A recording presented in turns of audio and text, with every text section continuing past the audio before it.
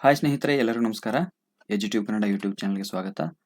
ಆತ್ಮೀಯರೇ, ಮುಂಬರುವ ಟಿ.ಇ.ಟಿ, ಸಿ.ಟಿ.ಇ.ಟಿ, ಜಿ.ಪಿ.ಎಸ್.ಟಿ.ಆರ್ ಹಾಗೂ ಹೈಸ್ಕೂಲ್ ಶಿಕ್ಷಕರ ನೇಮಕಾತಿ ಪರೀಕ್ಷೆಗೆ ಉಪಯುಕ್ತವಾಗಿರತಕ್ಕಂಥ 2015ನೇ ಸಾಲಿನ ಟಿ.ಇ.ಟಿ ಪತ್ರಿಕೆ 2ರ ಶೈಕ್ಷಣಿಕ ಮನೋವಿಜ್ಞಾನದ 71ರಿಂದ 80ನೇ ಪ್ರಶ್ನೋತ್ತರಗಳ ಸಮಗ್ರ ವಿಶ್ಲೇಷಣೆ ಇವತ್ತಿನ ತರಗತಿಯಲ್ಲಿರಲಿದೆ. ಇದು ಶೈಕ್ಷಣಿಕ ಮನೋವಿಜ್ಞಾನದ ಪ್ರಶ್ನೋತ್ತರಗಳಿಗೆ ಸಂಬಂಧಪಟ್ಟಿರ್ತಕ್ಕಂಥ 360 ಡಿಗ್ರಿ ಅನಾಲಿಸಿಸ್ ಆಗಿರುತ್ತೆ. ಈ ವಿಡಿಯೋ ತರಗತಿಗಳಿಂದ ನೀವೇನು ಮಾಡ್ಬೋದು ಅಂದರೆ, ಮುಂಬರುವಂಥ ಟಿ.ಇ.ಟಿ, ಸಿ.ಟಿ.ಇ.ಟಿ, ಜಿ.ಪಿ.ಎಸ್.ಟಿ.ಆರ್ ಹಾಗೂ ಎಚ್.ಎಸ್.ಟಿ.ಆರ್ ಪರೀಕ್ಷೆಗಳಲ್ಲಿ ಬರ್ತಕ್ಕಂಥ ಶೈಕ್ಷಣಿಕ ಮನೋವಿಜ್ಞಾನದ ಪ್ರಶ್ನೋತ್ತರಗಳಿಗೆ ಸುಲಭವಾಗಿ ಉತ್ತರಿಸಬಹುದು. ಸೊ ಬಹಳಷ್ಟು ಡೀಟೇಲ್ ಆಗಿರ್ತಕ್ಕಂಥ ವಿಡಿಯೋ ತರಗತಿಗಳು ಇವಾಗಿರ್ತವೆ. ನಾನು ಮೊದಲೇ ಹೇಳ್ತೀನಿ, ಈ ವಿಡಿಯೋ ತರಗತಿಗಳು ಬಹಳಷ್ಟು ಲೆಂಗ್ದಿ ಆಗಿರ್ತವೆ. ಅಂದರೆ 2 ನಿಮಿಷ 3 ನಿಮಿಷದ ವಿಡಿಯೋ ತರಗತಿಗಳು ಇವಾಗಿರೋದಿಲ್ಲ. ಯಾಕಂದರೆ ನಾವಿಲ್ಲಿ ಒಂದು ಪ್ರಶ್ನೆಯನ್ನು ತಗೊಂಡ್ವಿ ಅಂದರೆ ಆ ಪ್ರಶ್ನೆಗೆ ಸಂಬಂಧಪಟ್ಟಂತೆ ಏನೆಲ್ಲ ಪೂರಕವಾಗಿರ್ತಕ್ಕಂಥ ಮಾಹಿತಿ ಬರ್ತದೆ ಅಪ್ಲೈಡ್ ಕ್ವಶನ್ಗಳನ್ನು ಬಿಟ್ಟು, ಉಳಿದಿರ್ತಕ್ಕಂಥ ಡೈರೆಕ್ಟ್ ಕ್ವಶನ್ಸ್ ಏನಿರ್ತವೆ ಅವುಗಳಿಗೆ ಸಂಬಂಧಪಟ್ಟಂತೆ ಬಹಳಷ್ಟು ಡೀಟೇಲನ್ನು ಕೊಡುವಂಥ ಪ್ರಯತ್ನ ಮಾಡ್ತಾ ಇದ್ದೇವೆ. ಹೀಗಾಗಿ ಈ ತರಗತಿಗಳನ್ನು ದಯವಿಟ್ಟು ಯಾರೂ ಸ್ಕಿಪ್ ಮಾಡಬೇಡಿ. ಸಪೋಸ್ ನೀವು ಸ್ಕಿಪ್ ಮಾಡಿದ್ರಿ ಅಂದರೆ ಎಲ್ಲಾದರೂ ಒಂದು ಅಂಕ ನಿಮ್ಮದು ಮಿಸ್ ಆಗುವಂಥ ಚಾನ್ಸಸ್ ಇರುತ್ತೆ. ತುಂಬ ಜನ ಅಭ್ಯರ್ಥಿಗಳಿಗೆ ಏನಾಗಿದೆ ಅಂದರೆ 89 ಅಂಕ ತಗೊಂಡು ಅಥವಾ 82 ಅಂಕ ತಗೊಂಡು ಕೇವಲ 1 ಅಂಕದಿಂದ ಕೆಲವು ಅಭ್ಯರ್ಥಿಗಳಿಗೆ ಟಿ.ಇ.ಟಿ ಪರೀಕ್ಷೆಯಲ್ಲಿ ಅರ್ಹತೆಯನ್ನು ಗಳಿಸಲಿಕ್ಕೆ ಆಗಿರೋದಿಲ್ಲ. ಹೀಗಾಗಿ ಪ್ರತಿಯೊಂದು ಅಂಕಗಳು ಕೂಡ ಈ ಸ್ಪರ್ಧಾತ್ಮಕ ಪರೀಕ್ಷೆ ಅನ್ನುವಂಥ ವಿಚಾರಕ್ಕೆ ಬಂದಾಗ ಬಹಳಷ್ಟು ಇಂಪಾರ್ಟೆಂಟ್ ಆಗುತ್ತೆ. ಸೊ ಹೀಗಾಗಿ ದಯವಿಟ್ಟು ಈ ತರಗತಿಗಳನ್ನು ಯಾರೂ ಸ್ಕಿಪ್ ಮಾಡಬೇಡಿ. ಬನ್ನಿ ಹಾಗಾದರೆ ಇವತ್ತಿನ ತರಗತಿಯನ್ನು ಆರಂಭ ಮಾಡೋಣ. ಇವತ್ತಿನ ತರಗತಿಯಲ್ಲಿ ನಾವೇನು ಮಾಡ್ತೀವಿ ಅಂದರೆ, 2015ನೇ ಸಾಲಿನ ಟಿ.ಇ.ಟಿ ಪತ್ರಿಕೆ 2ರಲ್ಲಿ ಬಂದಿರತಕ್ಕಂಥ ಶೈಕ್ಷಣಿಕ ಮನೋವಿಜ್ಞಾನದ ಪ್ರಶ್ನೆಗಳಾಗಿರ್ತಕ್ಕಂಥ 71ರಿಂದ 80ನೇ ಪ್ರಶ್ನೆಗಳವರೆಗಿನ ಇವತ್ತು ಸಮಗ್ರವಾಗಿ ವಿಶ್ಲೇಷಣೆ ಮಾಡ್ತೀವಿ. ಈ ವಿಡಿಯೋ ತರಗತಿಯ ವಿಶೇಷತೆಯನ್ನು ನಾನು ಪ್ರತಿ ಬಾರಿ ಹೇಳ್ತಾನೆ ಇರ್ತೀನಿ ನಿಮಗೆ. ಈ ವಿಡಿಯೋ ತರಗತಿಯನ್ನು ನೋಡೋದ್ರಿಂದ ನೀವೇನು ಮಾಡ್ಬೋದು ಅಂದರೆ, ಮುಂಬರುವಂಥ ಟಿ.ಇ.ಟಿ, ಸಿ.ಟಿ.ಇ.ಟಿ, ಜಿ.ಪಿ.ಎಸ್.ಟಿ.ಆರ್ ಹಾಗೂ ಎಚ್.ಎಸ್.ಟಿ.ಆರ್ ಪರೀಕ್ಷೆಗಳಲ್ಲಿ ಸೈಕಾಲಜಿಗೆ ಸಂಬಂಧಪಟ್ಟಂತೆ ಏನು ಪ್ರಶ್ನೆಗಳು ಬರ್ತವೆ ಆ ಪ್ರಶ್ನೆಗಳಿಗೆ ಸಂಬಂಧಪಟ್ಟಂತೆ ಪೂರಕವಾಗಿರ್ತಕ್ಕಂಥ ಎಲ್ಲಾ ಪ್ರಶ್ನೆಗಳಿಗೂ ಕೂಡ ತಾವು ಸುಲಭವಾಗಿ ಉತ್ತರವನ್ನು ನೀಡಬಹುದು. ಬನ್ನಿ ಹಾಗಾದ್ರೆ ಇವತ್ತಿನ ತರಗತಿಯನ್ನು ಆರಂಭ ಮಾಡೋಣ. ಇಲ್ಲಿ ಮೊದಲ ಪ್ರಶ್ನೆ ಇದೆ, 71ನೇ ಪ್ರಶ್ನೆ. ಯಾಕಂದ್ರೆ ನಾವು ಹಿಂದೆ 60ರಿಂದ 70ರವರೆಗಿನ ಪ್ರಶ್ನೆಗಳಿಗೆ ಸಮಗ್ರವಾಗಿರ್ತಕ್ಕಂಥ ವಿಶ್ಲೇಷಣೆಯನ್ನ ತಿಳ್ಕೊಂಡಿದ್ದೇವೆ. ಈ 2015ರ ಟಿ.ಇ.ಟಿ ಪತ್ರಿಕೆ 2ಕ್ಕೆ ಸಂಬಂಧಪಟ್ಟಂತೆ ಮೊದಲು 10 ಪ್ರಶ್ನೆಗಳಿಗೆ ಬಹಳಷ್ಟು ಡೀಟೇಲ್ ಆಗಿ ನಾವು ಸಮಗ್ರ ವಿಶ್ಲೇಷಣೆಯನ್ನು ಮಾಡಿದ್ದೇವೆ. ಇವತ್ತು 71ನೇ ಪ್ರಶ್ನೆಯಿಂದ 80ನೇ ಪ್ರಶ್ನೆಯ ತನಕ ಬಹಳಷ್ಟು ಡೀಟೇಲ್ ಆಗಿ ತಿಳ್ಕೊಳ್ತಾ ಹೋಗೋಣ. ಇಲ್ಲಿ ಪ್ರಶ್ನೆ ನಂಬರ್ 71 ಏನಿದೆ ಅಂದ್ರೆ, ಈ ಕೆಳಗಿನವುಗಳಲ್ಲಿ ಯಾವುದು ಸುಖಾನ್ವೇಷಣ ತತ್ವದ ಪ್ರಕಾರ ಕೆಲಸ ನಿರ್ವಹಿಸುತ್ತದೆ?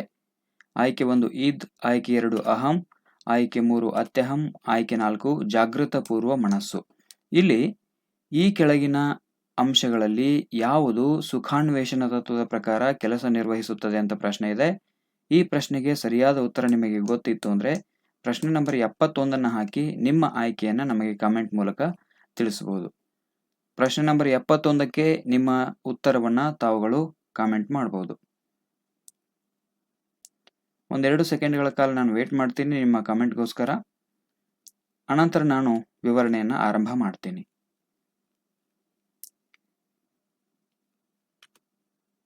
ಈ ಪ್ರಶ್ನೆಗೆ ಸರಿಯಾದ ಉತ್ತರ ಆಯ್ಕೆ 1 ಈದ್. ಹಾಗಾದ್ರೆ ಏನಿದು ಈದ್, ಅಹಂ, ಅತ್ಯಹಂ ಅನ್ನುವಂಥದ್ದು? ಇದಕ್ಕೆ ಸಂಬಂಧಪಟ್ಟಂತೆ ಸ್ವಲ್ಪ ಡೀಟೇಲ್ನ ನಾವು ನೋಡ್ತಾ ಹೋಗೋಣ. ಆದ್ಮೇಲೆ ಇದು ಸಿಗ್ಮಂಡ್ ಫ್ರಾಯ್ಡ್ ಅವರು ಮನೋವಿಶ್ಲೇಷಣಾ ಸಿದ್ಧಾಂತಕ್ಕೆ ಸಂಬಂಧಪಟ್ಟಂತೆ ಹೇಳಿರ್ತಕ್ಕಂಥ 3 ಪ್ರಮುಖ ವ್ಯಕ್ತಿತ್ವದ ವ್ಯವಸ್ಥೆಗಳು. ಸಿಗ್ಮಂಡ್ ಫ್ರಾಯ್ಡ್ ಅವರು ವ್ಯಕ್ತಿತ್ವಕ್ಕೆ ಸಂಬಂಧಪಟ್ಟಂತೆ ಹೇಳಿರ್ತಕ್ಕಂಥ 3 ಪ್ರಮುಖ ವ್ಯವಸ್ಥೆಗಳು ಯಾವುವು ಅಂತಂದ್ರೆ ಈದ್, ಅಹಂ ಮತ್ತು ಅತ್ಯಹಂ ಅನ್ನುವಂಥದ್ದು. ಇದಕ್ಕೆ ಸಂಬಂಧಪಟ್ಟಂತೆ ಸ್ವಲ್ಪ ಡೀಟೇಲ್ನ ನಾವು ನೋಡ್ತಾ ಹೋಗೋಣ. ಆದ್ಮೇಲೆ ಇದು ಮನೋವಿಶ್ಲೇಷಣಾ ಸಿದ್ಧಾಂತಕ್ಕೆ ಸಂಬಂಧಪಟ್ಟಿರುವಂಥದ್ದು. ಮನೋವಿಶ್ಲೇಷಣಾ ಸಿದ್ಧಾಂತದ ಅರ್ಥವನ್ನ ನಾವು ಮೊದಲಿಗೆ ತಿಳ್ಕೊಳ್ಳೋಣ. ಮನಸ್ಸಿನ ಗಹನವಾದ ಅಭಿಪ್ರೇರಣಾತ್ಮಕ ಶಕ್ತಿಗಳ ಅಧ್ಯಯನಕ್ಕೆ ಮಹತ್ವ ನೀಡುವ ಮನೋವಿಜ್ಞಾನದ ಪಂಥವನ್ನ ನಾವು ಮನೋವಿಶ್ಲೇಷಣಾ ಪಂಥ ಅಂತ ಕರಿತೀವಿ. ಅಂದ್ರೆ ಮನಸ್ಸಿನಲ್ಲಿ ಗಹನವಾಗಿ ಇರ್ತಕ್ಕಂಥ ಅಭಿಪ್ರೇರಣಾತ್ಮಕ ಶಕ್ತಿಗಳ ಬಗ್ಗೆ ಅಧ್ಯಯನ ಮಾಡುವಂಥದ್ದಕ್ಕೆ ಮಹತ್ವ ನೀಡುವಂತಹ ಒಂದು ಮನೋವಿಜ್ಞಾನದ ಪಂಥವನ್ನ ನಾವು ಮನೋವಿಶ್ಲೇಷಣಾ ಪಂಥ ಅಂತ ಕರಿತೀವಿ. ಈ ಮನೋವಿಶ್ಲೇಷಣಾ ಪಂಥದ ಪ್ರತಿಪಾದಕರು ಸಿಗ್ಮಂಡ್ ಫ್ರಾಯ್ಡ್. ಇವರು ಆಸ್ಟ್ರಿಯಾದ ವಿಯೆನ್ನಾ ನಗರದಲ್ಲಿ ನರರೋಗ ತಜ್ಞರಾಗಿ ಅಪಾರ ಸೇವೆಯನ್ನ ಸಲ್ಲಿಸಿರ್ತಕ್ಕಂಥವ್ರು.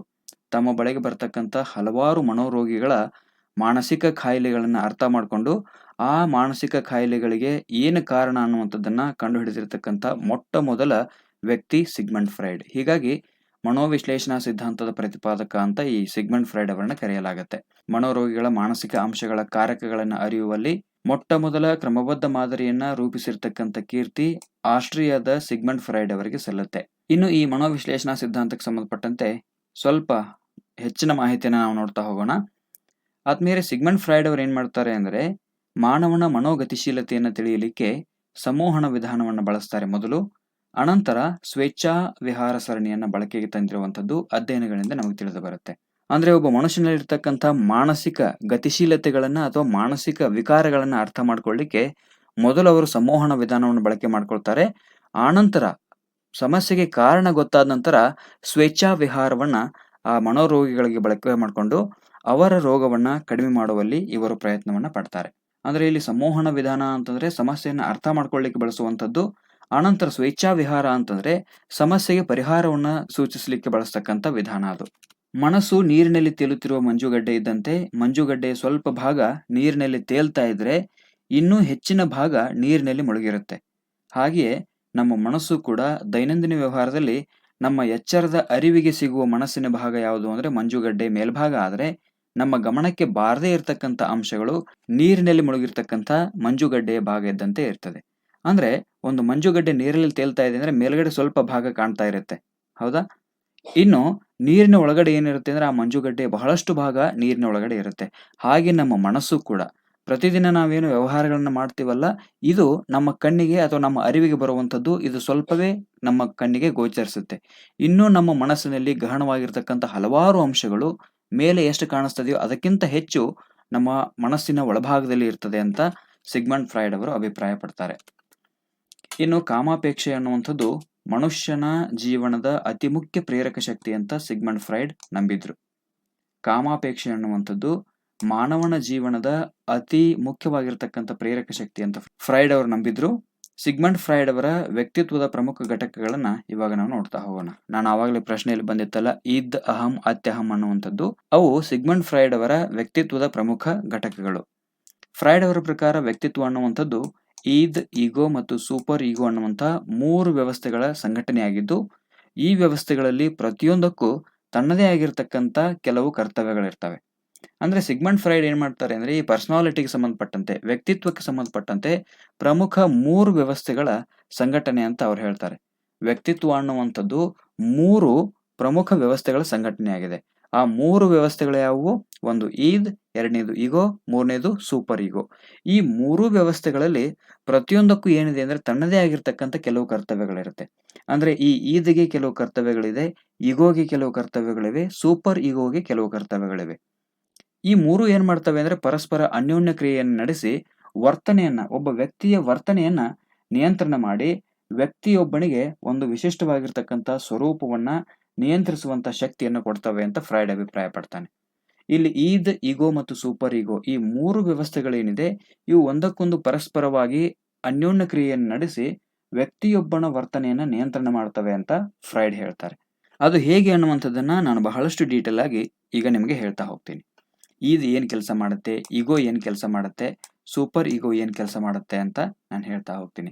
ಅಲ್ಲಿ ಪ್ರಶ್ನೆ ಏನಿತ್ತು, ಇದರಲ್ಲಿ ಯಾವ ಅಂಶ ಸುಖಾನ್ವೇಷಣೆಯ ತತ್ವವನ್ನ ಅನುಸರಿಸಿ ಕೆಲಸ ಮಾಡುತ್ತೆ ಅನ್ನುವಂಥ ಪ್ರಶ್ನೆ ಇತ್ತಲ್ಲ, ಅದಕ್ಕೆ ಸಂಬಂಧಪಟ್ಟಂತೆ ಈದ್ ಅನ್ನುವಂಥದ್ದು ಏನಿದೆ ಅಂದ್ರೆ ಸುಖಾನ್ವೇಷಣೆಯ ತತ್ವಕ್ಕೆ ಅನುಸಾರವಾಗಿ ಈ ಈದ್ ಅನ್ನುವಂಥದ್ದು ಕೆಲಸ ಮಾಡುತ್ತೆ. ಇದಕ್ಕೆ ಸಂಬಂಧಪಟ್ಟಂತೆ ನಾವು ಸ್ವಲ್ಪ ಡೀಟೇಲ್ ಆಗಿ ನೋಡ್ತಾ ಹೋಗೋಣ. ವ್ಯಕ್ತಿತ್ವದ 3 ಪದರುಗಳ ಕ್ರಮ. ಇಲ್ಲಿ ಈದ್, ಈಗೋ ಮತ್ತು ಸೂಪರ್ ಈಗೋ ಅನ್ನುವಂಥದ್ದು ವ್ಯಕ್ತಿತ್ವದ 3 ವ್ಯವಸ್ಥೆಗಳ ಸಂಘಟನೆ ಅಂತ ಸಿಗ್ಮಂಡ್ ಫ್ರೈಡ್ ಹೇಳ್ತಾರೆ. ಹಾಗಾದ್ರೆ ವ್ಯಕ್ತಿತ್ವದ 3 ಪದರುಗಳ ಕ್ರಮ ಯಾವುದು? ಮೊದಲನೇದು ಈದ್, ಎರಡನೇದು ಈಗೋ, ಮೂರನೇದು ಸೂಪರ್ ಈಗೋ ಅನ್ನುವಂಥದ್ದು. ಈದ್, ಅಹಂ ಮತ್ತು ಅತ್ಯಹಂ ಅನ್ನುವಂಥದ್ದು ಇವು ವ್ಯಕ್ತಿತ್ವದ 3 ಪ್ರಮುಖ ಪದರುಗಳು. ಈಗ ನಾವೇನ್ ಮಾಡೋಣ ಅಂದ್ರೆ ಈದ್ ಬಗ್ಗೆ ಸ್ವಲ್ಪ ನೋಡ್ತಾ ಹೋಗೋಣ. ಈದ್ ಅಂದ್ರೆ ಏನು ಮತ್ತು ಇದರ ಕೆಲಸ ಏನು, ಯಾಕೆ ಇದು ವ್ಯಕ್ತಿತ್ವದಲ್ಲಿ ಬಹಳಷ್ಟು ಮಹತ್ವದ ಪಾತ್ರವನ್ನು ವಹಿಸುತ್ತೆ ಅನ್ನುವಂಥದ್ದನ್ನ ನೋಡ್ತಾ ಬರೋಣ. ಈದ್ ಅನ್ನುವಂಥದ್ದು ವೈಯಕ್ತಿಕ ಮತ್ತು ವ್ಯಕ್ತಿನಿಷ್ಠವಾಗಿದ್ದು ನೈಜತೆಯನ್ನು ಹೊಂದದೆ ಕೇವಲ ಸುಖಾಪೇಕ್ಷೆ, ಸಂತೋಷ ತತ್ವದ ಆಧಾರದ ಮೇಲೆ ಕ್ರಿಯಾಶೀಲ ಆಗಿರುತ್ತೆ. ಈ ಈದ್ಗೆ ಏನ್ ಬೇಕು ಅಂದ್ರೆ ಕೇವಲ ಸುಖ ಬೇಕು, ಸಂತೋಷ ಬೇಕು. ಇದು ಪ್ರತಿಯೊಬ್ಬ ವ್ಯಕ್ತಿಯಲ್ಲಿಯೂ ಕೂಡ ಇರ್ತದೆ. ಪ್ರತಿಯೊಬ್ಬ ವ್ಯಕ್ತಿಯ ವ್ಯಕ್ತಿತ್ವದಲ್ಲೂ ಕೂಡ ಈ ಅಂಶ ಇದ್ದೇ ಇರ್ತದೆ. ಅಂದ್ರೆ ಸುಖ ಬೇಕು, ಸುಮ್ಮನೆ ಸುಖ ಸಿಗಬೇಕು, ಸುಮ್ಮನೆ ಸಂತೋಷ ಸಿಗಬೇಕು. ಏನು ಕೆಲಸ ಮಾಡದೆ ನಮ್ಗೆ ಏನ್ ಬರಬೇಕು ಅಂದ್ರೆ ಹಣ ಬರಬೇಕು, ಕಷ್ಟಪಡದೆ ನಮಗೆ ಸುಖ ಸಿಗಬೇಕು ಅನ್ನುವಂಥದ್ದು ಯಾವ್ದು ಹೇಳುತ್ತೆ ಅಂದ್ರೆ ಈದ್ ಹೇಳುತ್ತೆ. ಇನ್ನು ಹಾಗೆಯೇ ಈ ಈದ್ ಏನ್ ಮಾಡುತ್ತೆ ಅಂದ್ರೆ ತತ್ಕ್ಷಣದ ತೃಪ್ತಿ, ಬಯಕೆಯ ಈಡೇರಿಕೆಗಾಗಿ ಸದಾ ಪ್ರಯತ್ನ ಪಡ್ತಾ ಇರುತ್ತೆ. ಅಂದ್ರೆ ಆ ಕ್ಷಣಕ್ಕೆ ಏನ್ ಬೇಕು ಅಂದ್ರೆ ಸುಖ ಸಿಗಬೇಕು, ಆ ಕ್ಷಣಕ್ಕೆ ತೃಪ್ತಿ ಸಿಗಬೇಕು. ಆ ರೀತಿಯ ಪ್ರಯತ್ನ ಯಾವ್ದು ಮಾಡ್ತಾ ಇರುತ್ತೆ ಅಂದ್ರೆ ಈ ಈದ್ ಮಾಡ್ತಾ ಇರುತ್ತೆ. ತನ್ನ ಆಕಾಂಕ್ಷೆಗಳನ್ನ ಈಡೇರಿಸಿಕೊಳ್ಳಲು ಯಾವುದೇ ನಿಯಮಗಳನ್ನ ಇದು ಪಾಲನೆ ಮಾಡೋದಿಲ್ಲ. ಮನಸ್ಸು ಏನ್ ಹೇಳ್ತಾ ಇರುತ್ತೆ ಅಂದ್ರೆ ಟ್ರಾಫಿಕ್ ಸಿಗ್ನಲ್ಗಳಲ್ಲಿ ಇದ್ದಾಗ ಸಿಗ್ನಲ್ ಜಂಪ್ ಮಾಡಿ ಮುಂದ್ಗಡೆ ಹೋಗು, ಬೇಗ ಹೋಗು. ಇಲ್ಲಿ ಯಾವುದೇ ನಿಯಮಗಳನ್ನ ಈ ಈದ್ ಅನ್ನುವಂಥದ್ದು ಪಾಲನೆ ಮಾಡೋದಿಲ್ಲ. ಅನ್ಯ ಮಾರ್ಗದಿಂದ ಆದರೂ ಕೂಡ ತನ್ನ ಆಸೆಯನ್ನು ಈಡೇರಿಸಿಕೊಂಡು ತೃಪ್ತಿ ಪಡೀಲಿಕ್ಕೆ ಇದು ಹಾತೊರಿತಾ ಇರುತ್ತೆ. ಅರ್ಥ ಆಯ್ತಲ್ಲ? ಅನ್ಯ ಮಾರ್ಗದಿಂದ ಆದರೂ ಕೂಡ ಏನಾದರೂ ಮಾಡಿ ಯಾವುದೋ ಅನ್ಯ ಮಾರ್ಗದಿಂದ, ವಾಮ ಮಾರ್ಗದಿಂದ ತನ್ನ ಆಸೆಯನ್ನು ಈಡೇರಿಸಿಕೊಂಡು ತೃಪ್ತಿ ಪಡಿಬೇಕು ಅಂತ ಈ ಈದ್ ಅನ್ನುವಂಥದ್ದು ವ್ಯಕ್ತಿತ್ವದ ಒಂದು ಭಾಗ ಇದು. ಇದು ಏನ್ ಮಾಡ್ತಾ ಇರುತ್ತೆ ಅಂದ್ರೆ ಆ ರೀತಿ ಹೇಳ್ತಾ ಇರುತ್ತೆ. ಈದ್ ನೈಜತೆಯ ಅರಿವಿಲ್ಲದೆ ತನಗೆ ಇಷ್ಟ ಬಂದಂತೆ ಸ್ವೇಚ್ಛಾಚಾರಿಯಾಗಿ ನಡೆದುಕೊಳ್ಳುತ್ತೆ. ಆಕಸ್ಮಿಕವಾಗಿ ಬಯಸಿದ್ದು ಈಡೇರದೇ ಇದ್ರೆ ಹಗಲುಗನಸು ಅಥವಾ ಕಲ್ಪನಾ ಪ್ರಪಂಚದಲ್ಲಿ ವಿಹರಿಸಿ ಆದ್ರೂ ಕೂಡ ಇದು ತೃಪ್ತಿಯನ್ನು ಪಡ್ಕೊಳ್ಳುತ್ತೆ. ಅಂದ್ರೆ ಇಲ್ಲಿ ಈದ್ ಏನ್ ಮಾಡುತ್ತೆ ಅಂದ್ರೆ ನೈಜತೆಯ ಅರಿವಿಲ್ಲದೆ ತನಗೆ ಇಷ್ಟ ಬಂದಂತೆ ಸ್ವೇಚ್ಛಾಚಾರಿಯಾಗಿ ನಡ್ಕೊಳ್ತಾ ಇರುತ್ತೆ. ಆಕಸ್ಮಿಕವಾಗಿ ಒಂದು ವೇಳೆ ಇದು ಬಯಸಿದ್ದು ಈಡೇರ್ಲಿಲ್ಲ ಅಂತಂದ್ರೆ ಅವಾಗ ಈದ್ ಏನ್ ಮಾಡುತ್ತೆ ಅಂದ್ರೆ ಹಗಲುಗನಸು ಅಥವಾ ಕಲ್ಪನಾ ಪ್ರಪಂಚದಲ್ಲಿ ವಿಹರಿಸಿ ತೃಪ್ತಿ ಪಟ್ಕೊಳ್ಳುತ್ತೆ. ಈಗ ಕೆಲವರಿಗೆ ಆಸೆ ಇರುತ್ತೆ. ಕೆಲವರಿಗೆ ಎಂಥ ಆಸೆ ಇರುತ್ತೆ ಅಂತಂದ್ರೆ SSLC ಪಾಸ್ ಆಗದೆ ನಾನು IAS ಆಗಬೇಕು ಅನ್ನುವಂಥ ಒಂದು ಕಲ್ಪನೆ ಇರುತ್ತೆ ಅವರಿಗೆ. ಅದೊಂದು ಬಯಕೆ ಅವ್ರದ್ದು. SSLC ಪಾಸ್ ಆಗಿರೋದಿಲ್ಲ, IAS ಆಗಬೇಕು ಅಂತ ಅವ್ರದ್ದೊಂದು ಕನಸಿರುತ್ತೆ. ಆಗ ಅವ್ರೇನ್ ಮಾಡ್ತಾರೆ ಅಂದ್ರೆ ಅದು ಈಡೇರೋದಿಲ್ಲ, ಆ ಕನಸು ಅವ್ರದ್ದು ಈಡೇರೋದಿಲ್ಲ. ಹೀಗಾಗಿ ಅವ್ರು ಏನ್ ಮಾಡ್ತಾರೆ ಅಂದ್ರೆ ಹಗಲುಗನಸು ಕಾಣ್ತಾ ಅಥವಾ ಕಲ್ಪನಾ ಪ್ರಪಂಚದಲ್ಲಿ ಏನ್ ಮಾಡ್ತಾರೆ ಅಂದ್ರೆ ಒಂದು ರೆಡ್ ಲೈಟ್ ನ ಕಾರ್ನಲ್ಲಿ ಕೂತ್ಕೊಂಡು ಬಂದಂಗೆ ಆ ರೀತಿ ಅವ್ರು ಕನಸು ಕಾಣ್ತಾ ಇರ್ತಾರೆ. ಈ ರೀತಿ ಈ ಈದ್ ಏನ್ ಮಾಡುತ್ತೆ ಅಂದ್ರೆ ತಾನು ಬಯಸಿದ್ದು ಈಡೇರದೇ ಇದ್ದಾಗ ಹಗಲುಗನಸು ಅಥವಾ ಕಲ್ಪನಾ ಪ್ರಪಂಚದಲ್ಲಿ ವಿಹಾರ ಮಾಡಿ ತಾನು ಅನ್ಕೊಂಡಿರುವಂಥದ್ದನ್ನ ಕಲ್ಪಿಸಿ ತೃಪ್ತಿ ಪಡ್ಕೊಳ್ಳುವಂಥದ್ದು. ಹಾಗಾಗಿ ಇದೊಂದು ವಿವೇಚನಾರಹಿತ ಮೃಗ ಸಾದೃಶ್ಯವಾಗಿರ್ತಕ್ಕಂಥ ಕಲ್ಪನೆ ಭ್ರಮಾಲೋಕದಲ್ಲಿ ಏನ್ ಮಾಡ್ತಾ ಇರುತ್ತೆ ಅಂದ್ರೆ ಸದಾಕಾಲ ವಿಹಾರ ಮಾಡ್ತಾ ಇರುತ್ತೆ. ಈದ್ ತತ್ವವು ಒರಟು ಮಾನಸಿಕ ಬಲಗಳಿಂದಾಗಿರುವಂಥದ್ದು. ಈ ಒರಟು ಶಕ್ತಿಗಳು ಅಣಭಿಜ್ಞೆಯಲ್ಲಿ ಅಡಗಿರ್ತವೆ.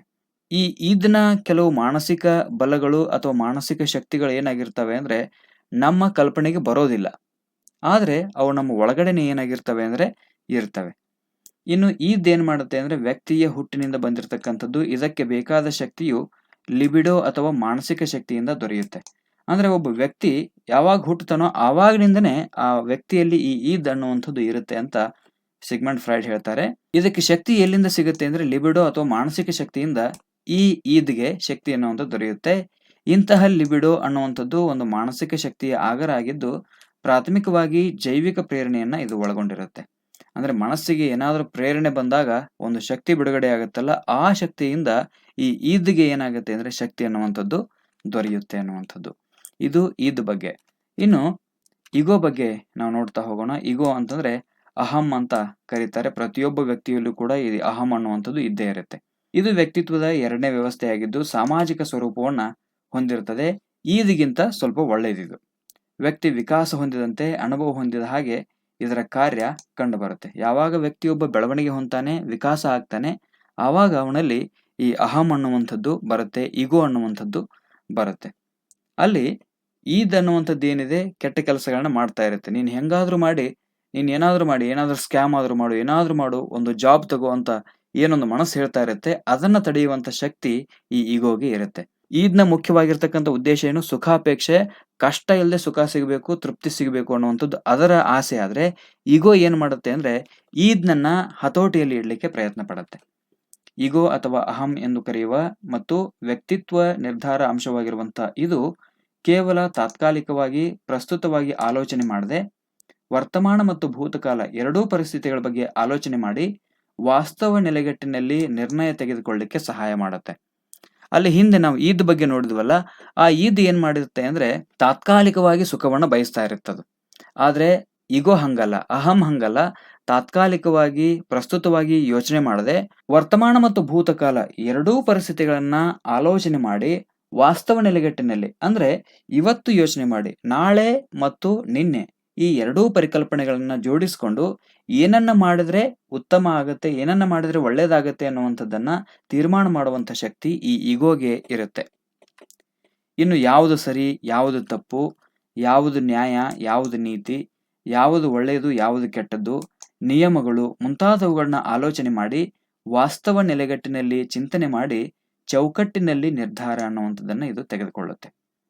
ಅಂದ್ರೆ ಈ ಸಮಾಜದಲ್ಲಿ ಯಾವುದು ಸರಿ, ಯಾವುದು ತಪ್ಪು, ಯಾವುದು ನೀತಿ, ಯಾವುದು ಅನೀತಿ, ಯಾವುದು ಒಳ್ಳೆಯದು, ಯಾವುದು ಕೆಟ್ಟದ್ದು, ಮತ್ತೆ ಈ ಸಮಾಜ ಕೆಲವೊಂದು ನಿಯಮಗಳನ್ನ ವಿಧಿಸಿದೆಯಲ್ಲ, ಆ ನಿಯಮಗಳು ಯಾವುವು, ಅವೆಲ್ಲವುಗಳ ಬಗ್ಗೆ ಚಿಂತನೆ ಮಾಡಿ ಇದು ಒಂದು ನಿರ್ದಿಷ್ಟವಾಗಿರ್ತಕ್ಕಂಥ ಚೌಕಟ್ಟಿನಲ್ಲಿಯೇ ನಡೆಯುತ್ತೆ ಅನ್ನುವಂಥದ್ದು. ಜೊತೆಗೆ ಅವಿವೇಕತನದಿಂದ ವರ್ತಿಸುವಂಥ ಈದ್ಗೆ ಬುದ್ಧಿಯನ್ನ ಇದು ಹೇಳುತ್ತೆ. ಅವಿವೇಕತನದಿಂದ ವರ್ತಿಸ್ತಕ್ಕಂಥ ಈದ್ಗೆ ಇದು ಬುದ್ಧಿಯನ್ನು ಹೇಳುತ್ತೆ. ಸಾಧ್ಯವಾದರೆ ಈದ್ನ ಬಯಕೆಯನ್ನ ಈಡೇರಿಸಲಿಕ್ಕೆ ಸಹಾಯ ಮಾಡುತ್ತೆ. ಅರ್ಥ ಆಗ್ತಿದೆಯಲ್ಲ? ಅವಿವೇಕಿತನದಿಂದ ವರ್ತನೆ ಮಾಡ್ತಕ್ಕಂಥ ಈದ್ಗೆ ಇದು ಬುದ್ಧಿ ಹೇಳುತ್ತೆ. ಸಾಧ್ಯ ಆದರೆ ಈದ್ನ ಬಯಕೆಯನ್ನು ಈಡೇರಿಸಲಿಕ್ಕೆ ಸಹಾಯ ಮಾಡಿ, ಸಾಧ್ಯ ಆಗದೇ ಇದ್ದಲ್ಲಿ ಈದ್ನ ಕಾರ್ಯಕ್ಕೆ ಕಡಿವಾಣ ಹಾಕುವಂತ ಪ್ರಯತ್ನವನ್ನ ಇದು ಮಾಡುತ್ತೆ. ಈದ್ ಹೇಳುತ್ತದು ಟ್ರಾಫಿಕ್ ಸಿಗ್ನಲ್ ಜಂಪ್ ಮಾಡಿ ಮುಂದೆ ಹೋಗು ಅಂತ ಅದು ಹೇಳಿದ್ರೆ, ಅವಾಗ ಈಗೋ ಏನ್ ಮಾಡುತ್ತೆ ಅಂದ್ರೆ, ಬೇಡ, ಟ್ರಾಫಿಕ್ ಸಿಗ್ನಲ್ ನ ಜಂಪ್ ಮಾಡಿದೆ ಅಂತಂದ್ರೆ ನಿನಗೆ ಫೈನ್ ಹಾಕ್ತಾರೆ. ಇವಾಗ ಮನೆಗೆ ಫೈನ್ ಬರುತ್ತದು. ಟ್ರಾಫಿಕ್ ಸಿಗ್ನಲ್ ಅನ್ನ ಇವಾಗ ನೀನು ಜಂಪ್ ಮಾಡಿ ಹೋದೆ ಅಂತಾರೆ, ಮನೆಗೆ ನೋಟಿಸ್ ಬರುತ್ತೆ. ಜನ ನಿನ್ನನ್ನು ಐಡೆಂಟಿಫೈ ಮಾಡ್ತಾರೆ, ಇವನಿಗೆ ಕೋರ್ಟ್ದಿಂದ ಫೈನ್ ಹಾಕಿದ್ದಾರೆ ಟ್ರಾಫಿಕ್ ಸಿಗ್ನಲ್ ಜಂಪ್ ಮಾಡಿದ್ದಕ್ಕೆ ಅಂತ ನಿನಗೆ ಜನ ಛೀಮಾರಿ ಹಾಕ್ತಾರೆ. ಹೀಗಾಗಿ ಅದನ್ನ ಮಾಡಬೇಡ ಅಂತ ಇಲ್ಲಿ ಈಗೋ ಹೇಳುತ್ತೆ. ಅಂದ್ರೆ ಈದ್ನ ಬಯಕೆಯನ್ನು ಈಡೇರಿಸಲಿಕ್ಕೆ ಮೊದಲು ಈಗೋ ಸಹಾಯ ಮಾಡುತ್ತೆ. ಒಂದು ವೇಳೆ ಆಗದೆ ಇದ್ದಾಗ ಈದ್ನ ಕಾರ್ಯಕ್ಕೆ ಕಡಿವಾಣ ಹಾಕುವಂತ ಪ್ರಯತ್ನವನ್ನ ಈ ಈಗೋ ಅನ್ನುವಂಥದ್ದು ಮಾಡುತ್ತೆ. ಬಹುಮುಖ್ಯವಾಗಿ ಈದ್ನ ಕ್ರಿಯೆ ಯೋಜಿಸುವಂತ ಮತ್ತು ನಿರ್ಣಯಿಸುವಂತ ಕೆಲಸವನ್ನ ಈ ಈಗೋ ಅನ್ನುವಂಥದ್ದು ಮಾಡುತ್ತೆ. ಅಲ್ಲದೆ ದೇಹದ ಮೂಲಭೂತ ಕಾರ್ಯಗಳನ್ನ ವ್ಯಕ್ತಿಗೆ ಹಿತವಾಗುವಂತ ರೀತಿಯಲ್ಲಿ ಇದು ಪೂರೈಸುತ್ತೆ ಮತ್ತು ವ್ಯಕ್ತಿಯನ್ನ ಅಪಾಯದಿಂದ ರಕ್ಷಿಸುವಂತ ತಂತ್ರಗಳನ್ನ ಈ ಈಗೋ ಅನ್ನುವಂಥದ್ದು ಹೆಣೆಯುತ್ತೆ. ದೇಹಕ್ಕೆ ಅಪಾಯಗಳನ್ನ ತಂದಿಡುವಂಥದ್ದು ಯಾವುದು? ಇದಾದ್ರೆ ಆ ಅಪಾಯಗಳನ್ನ ತಡೆಯುವಂತ ಪ್ರಯತ್ನ ಮಾಡೋದು ಯಾವುದು ಅಂದ್ರೆ ಈಗೋ. ಹೀಗೆ ಅಹಂನ ಕಾರ್ಯ ಯಾರಲ್ಲಿ ಪ್ರಬಲವಾಗಿರುವುದು ಕಂಡು ಬರುತ್ತದೆಯೋ ಅಂತವರು ಸಮಾಜದಲ್ಲಿ ಹೆಚ್ಚು ಗೌರವ ಪಡೆದುಕೊಂಡು ಬರ್ತಾರೆ ಮತ್ತು ಉತ್ತಮ ವ್ಯಕ್ತಿತ್ವ ಹೊಂದಿದಂತವರು ಆಗಿರ್ತಾರೆ. ಅಂದ್ರೆ ಅಹಂನ ಕಾರ್ಯ ಯಾರಲ್ಲಿ ಪ್ರಬಲವಾಗಿರ್ತದೆ, ಈದ್ನ ಕಾರ್ಯ ಪ್ರಬಲ ಆಗಿತ್ತು ಅಂದ್ರೆ ಅವನೊಬ್ಬ ಆರೋಪಿ ಆಗ್ತಾನೆ ಅಥವಾ ಒಬ್ಬ ಸಮಾಜಕ್ಕೆ ಕಂಟಕವಾಗಿರ್ತಕ್ಕಂಥ ವ್ಯಕ್ತಿ ಆಗ್ತಾನೆ. ಆದ್ರೆ ಯಾರಲ್ಲಿ ಈಗೋ ಅನ್ನುವಂಥದ್ದು ಪ್ರಬಲವಾಗಿರ್ತದೆಯೋ, ಅದು ಪ್ರಬಲವಾಗಿರುವಂಥದ್ದು ಕಂಡು ಬರುತ್ತೋ ಆ ವ್ಯಕ್ತಿ ಏನ್ ಮಾಡ್ತಾನೆ ಅಂದ್ರೆ ಸಮಾಜದಲ್ಲಿ ಅತಿ ಹೆಚ್ಚು ಗೌರವಕ್ಕೆ ಪಾತ್ರನಾಗ್ತಾನೆ, ಜೊತೆಗೆ ಉತ್ತಮ ವ್ಯಕ್ತಿತ್ವ ಹೊಂದಿರತಕ್ಕಂಥ ವ್ಯಕ್ತಿಯಾಗಿ ರೂಪುಗೊಳ್ತಾನೆ ಅಂತ ಸಿಗ್ಮಂಡ್ ಫ್ರಾಯ್ಡ್ ಅವರು ಹೇಳ್ತಾರೆ. ಇದಿಷ್ಟು ಈಗೋ ಬಗ್ಗೆ. ಇನ್ನು ಸೂಪರ್ ಈಗೋ ಬಗ್ಗೆ ನಾವು ನೋಡ್ತಾ ಹೋಗೋಣ. ಅತ್ಯಹಂ ಅಂತ ಕರೀತಾರೆ ಇದನ್ನ. ಸೂಪರ್ ಈಗೋ ಇದು ಉತ್ತಮ ವ್ಯಕ್ತಿತ್ವ ನಿರ್ಮಾಣದ ಅತಿ ಪ್ರಮುಖ ವ್ಯವಸ್ಥೆಯಾಗಿದ್ದು, ಈದ್ ಮತ್ತು ಈಗೋಗೆ ಸೂಕ್ತ ಮಾರ್ಗದರ್ಶನ ಮತ್ತು ಅಗತ್ಯವೆನಿಸಿದಾಗ ನಿಯಂತ್ರಣವನ್ನ ಮಾಡುತ್ತೆ. ನಿಮಗೆ ಅರ್ಥ ಆಗ್ತಿದೆಯಲ್ಲ? ಈದ್, ಈಗೋ, ಸೂಪರ್ ಈಗೋ. ಈದ್ ಕೆಟ್ಟ ಕೆಲಸ ಮಾಡ್ತಾ ಇತ್ತು, ಸುಖ ಬಯಸ್ತಾ ಇತ್ತು, ತಾತ್ಕಾಲಿಕವಾಗಿ ತೃಪ್ತಿ ಪಡ್ಲಿಕ್ಕೆ ಅದು ಇಷ್ಟಪಡ್ತಾ ಇತ್ತು. ಅದನ್ನ ಯಾವ್ದು ನಿಯಂತ್ರಣ ಮಾಡ್ತು ಅಂದ್ರೆ ಈಗೋ ನಿಯಂತ್ರಣ ಮಾಡ್ತು. ಅದಾದ ನಂತರ ಈ ಎರಡನ್ನು, ಈದ್ ಮತ್ತು ಈಗೋನ ಎರಡನ್ನು ನಿಯಂತ್ರಣ ಮಾಡ್ಲಿಕ್ಕೆ ಬಂದದ್ದು ಯಾವುದು ಅಂದ್ರೆ ಸೂಪರ್ ಈಗೋ. ಅಲ್ಲದೆ ಈ ಸೂಪರ್ ಈಗೋ ಅನ್ನುವಂಥದ್ದು ಕೇವಲ ತಕ್ಷಣದ ತೃಪ್ತಿಯನ್ನು ಬಯಸದೆ ಭವಿಷ್ಯದ ಬಗ್ಗೆ ಆಲೋಚನೆ ಮಾಡುತ್ತೆ. ಈಗೋ ಏನ್ ಮಾಡುತ್ತೆ ಅಂದ್ರೆ ಭವಿಷ್ಯ ಮತ್ತು ವರ್ತಮಾನದ ಬಗ್ಗೆ ಎರಡರ ಬಗ್ಗೆಯೂ ಚಿಂತನೆ ಮಾಡಿದ್ರೆ, ಸೂಪರ್ ಈಗೋ ಅನ್ನುವಂಥದ್ದು ಭವಿಷ್ಯದ ಬಗ್ಗೆ ಬಹಳಷ್ಟು ಆಲೋಚನೆ ಮಾಡುವಂಥದ್ದು. ಜೊತೆಗೆ ಆದರ್ಶ, ನೀತಿ, ನಿಯಮ, ಉನ್ನತ ಮೌಲ್ಯಗಳಿಗೆ ಇದು ಹೆಚ್ಚು ಮನ್ನಣೆಯನ್ನ ನೀಡುತ್ತೆ. ಈ ಸೂಪರ್ ಈಗೋ ಏನ್ ಮಾಡುತ್ತೆ ಅಂದ್ರೆ ಯಾವುದೇ ಕೆಟ್ಟ ಕೆಲಸವನ್ನ ಮಾಡುವಂತ ಸಂದರ್ಭದಲ್ಲಿ ಸೂಪರ್ ಈಗೋ ಅನ್ನುವಂಥದ್ದು ನಮ್ಮನ್ನ ತಡೆಯುತ್ತೆ. ಹೌದಾ? ಅದು ಯಾರಲ್ಲಿ ಜಾಗೃತ ಆಗಿರ್ತದೆ ಆ ವ್ಯಕ್ತಿ ಸಮಾಜದಲ್ಲಿ ಮನ್ನಣೆಗೆ ಒಳಗಾಗ್ತಾನೆ. ಇಲ್ಲಿ ಈ ಸೂಪರ್ ಈಗೋ ಏನ್ ಮಾಡುತ್ತೆ ಅಂದ್ರೆ ಆದರ್ಶ, ನೀತಿ, ನಿಯಮ, ಉನ್ನತ ಮೌಲ್ಯಗಳಿಗೆ ಹೆಚ್ಚು ಮನ್ನಣೆಯನ್ನ ಕೊಡುತ್ತೆ. ಮಹಾತ್ಮ ಗಾಂಧೀಜಿಯವರನ್ನ ಇವತ್ತಿಗೂ ಕೂಡ ನಾವು ಪೂಜಿಸ್ತೀವಿ, ಅವರನ್ನ ಸ್ಮರಣೆ ಮಾಡ್ಕೊಳ್ತೀವಿ ಅಂದ್ರೆ ಅವರಲ್ಲಿರ್ತಕ್ಕಂಥ ಆದರ್ಶಗಳು, ಅವರಲ್ಲಿರ್ತಕ್ಕಂಥ ನೀತಿಗಳು, ಅವರಲ್ಲಿರ್ತಕ್ಕಂಥ ನಿಯಮಗಳು, ಅವರಲ್ಲಿರ್ತಕ್ಕಂಥ ಉನ್ನತ ಮೌಲ್ಯಗಳು. ಅರ್ಥ ಆಗ್ತಿದೆಯಲ್ಲ? ಅವರಲ್ಲಿ ಸೂಪರ್ ಈಗೋ ಜಾಸ್ತಿ ಇತ್ತು, ಅದು ಜಾಸ್ತಿ ಪ್ರಬಲವಾಗಿತ್ತು ಅವರಲ್ಲಿ. ಹೀಗಾಗಿ ಅವರನ್ನ ಇಂದಿಗೂ ಕೂಡ ನಾವು ನೆನಪಿಸ್ಕೊಳ್ತೀವಿ. ಹೌದಾ? ಹಾಗೆಯೇ ಕೆಲವು ಕೊಲೆಗಡಕರನ್ನು ಕೂಡ ಇವತ್ತು ನಾವು ನೆನಪಿಸ್ಕೊಳ್ತೀವಿ. ಅವರಲ್ಲಿ ಈದ್ ಅನ್ನುವಂಥದ್ದು ಜಾಸ್ತಿ ಇತ್ತು. ತಾತ್ಕಾಲಿಕವಾಗಿ ಏನೋ ಒಂದು ಸಾಧಿಸಬೇಕು ಅನ್ನುವಂಥ ಉದ್ದೇಶ ಇಟ್ಕೊಂಡು ಮಾಡಿರ್ತಕ್ಕಂಥ ಕೆಟ್ಟ ಕೆಲಸಗಳು ಇವತ್ತಿಗೂ ಕೂಡ ನೆನಪುಳಿತವೆ. ಸೂಪರ್ ಈಗೋ, ಉತ್ತಮವಾಗಿರ್ತಕ್ಕಂಥ ಆದರ್ಶ, ನೀತಿ, ನಿಯಮ, ಸ್ವಾಮಿ ವಿವೇಕಾನಂದರನ್ನ ಇವತ್ತಿಗೂ ನಾವು ನೆನಪು ಮಾಡ್ಕೊಳ್ತೀವಿ.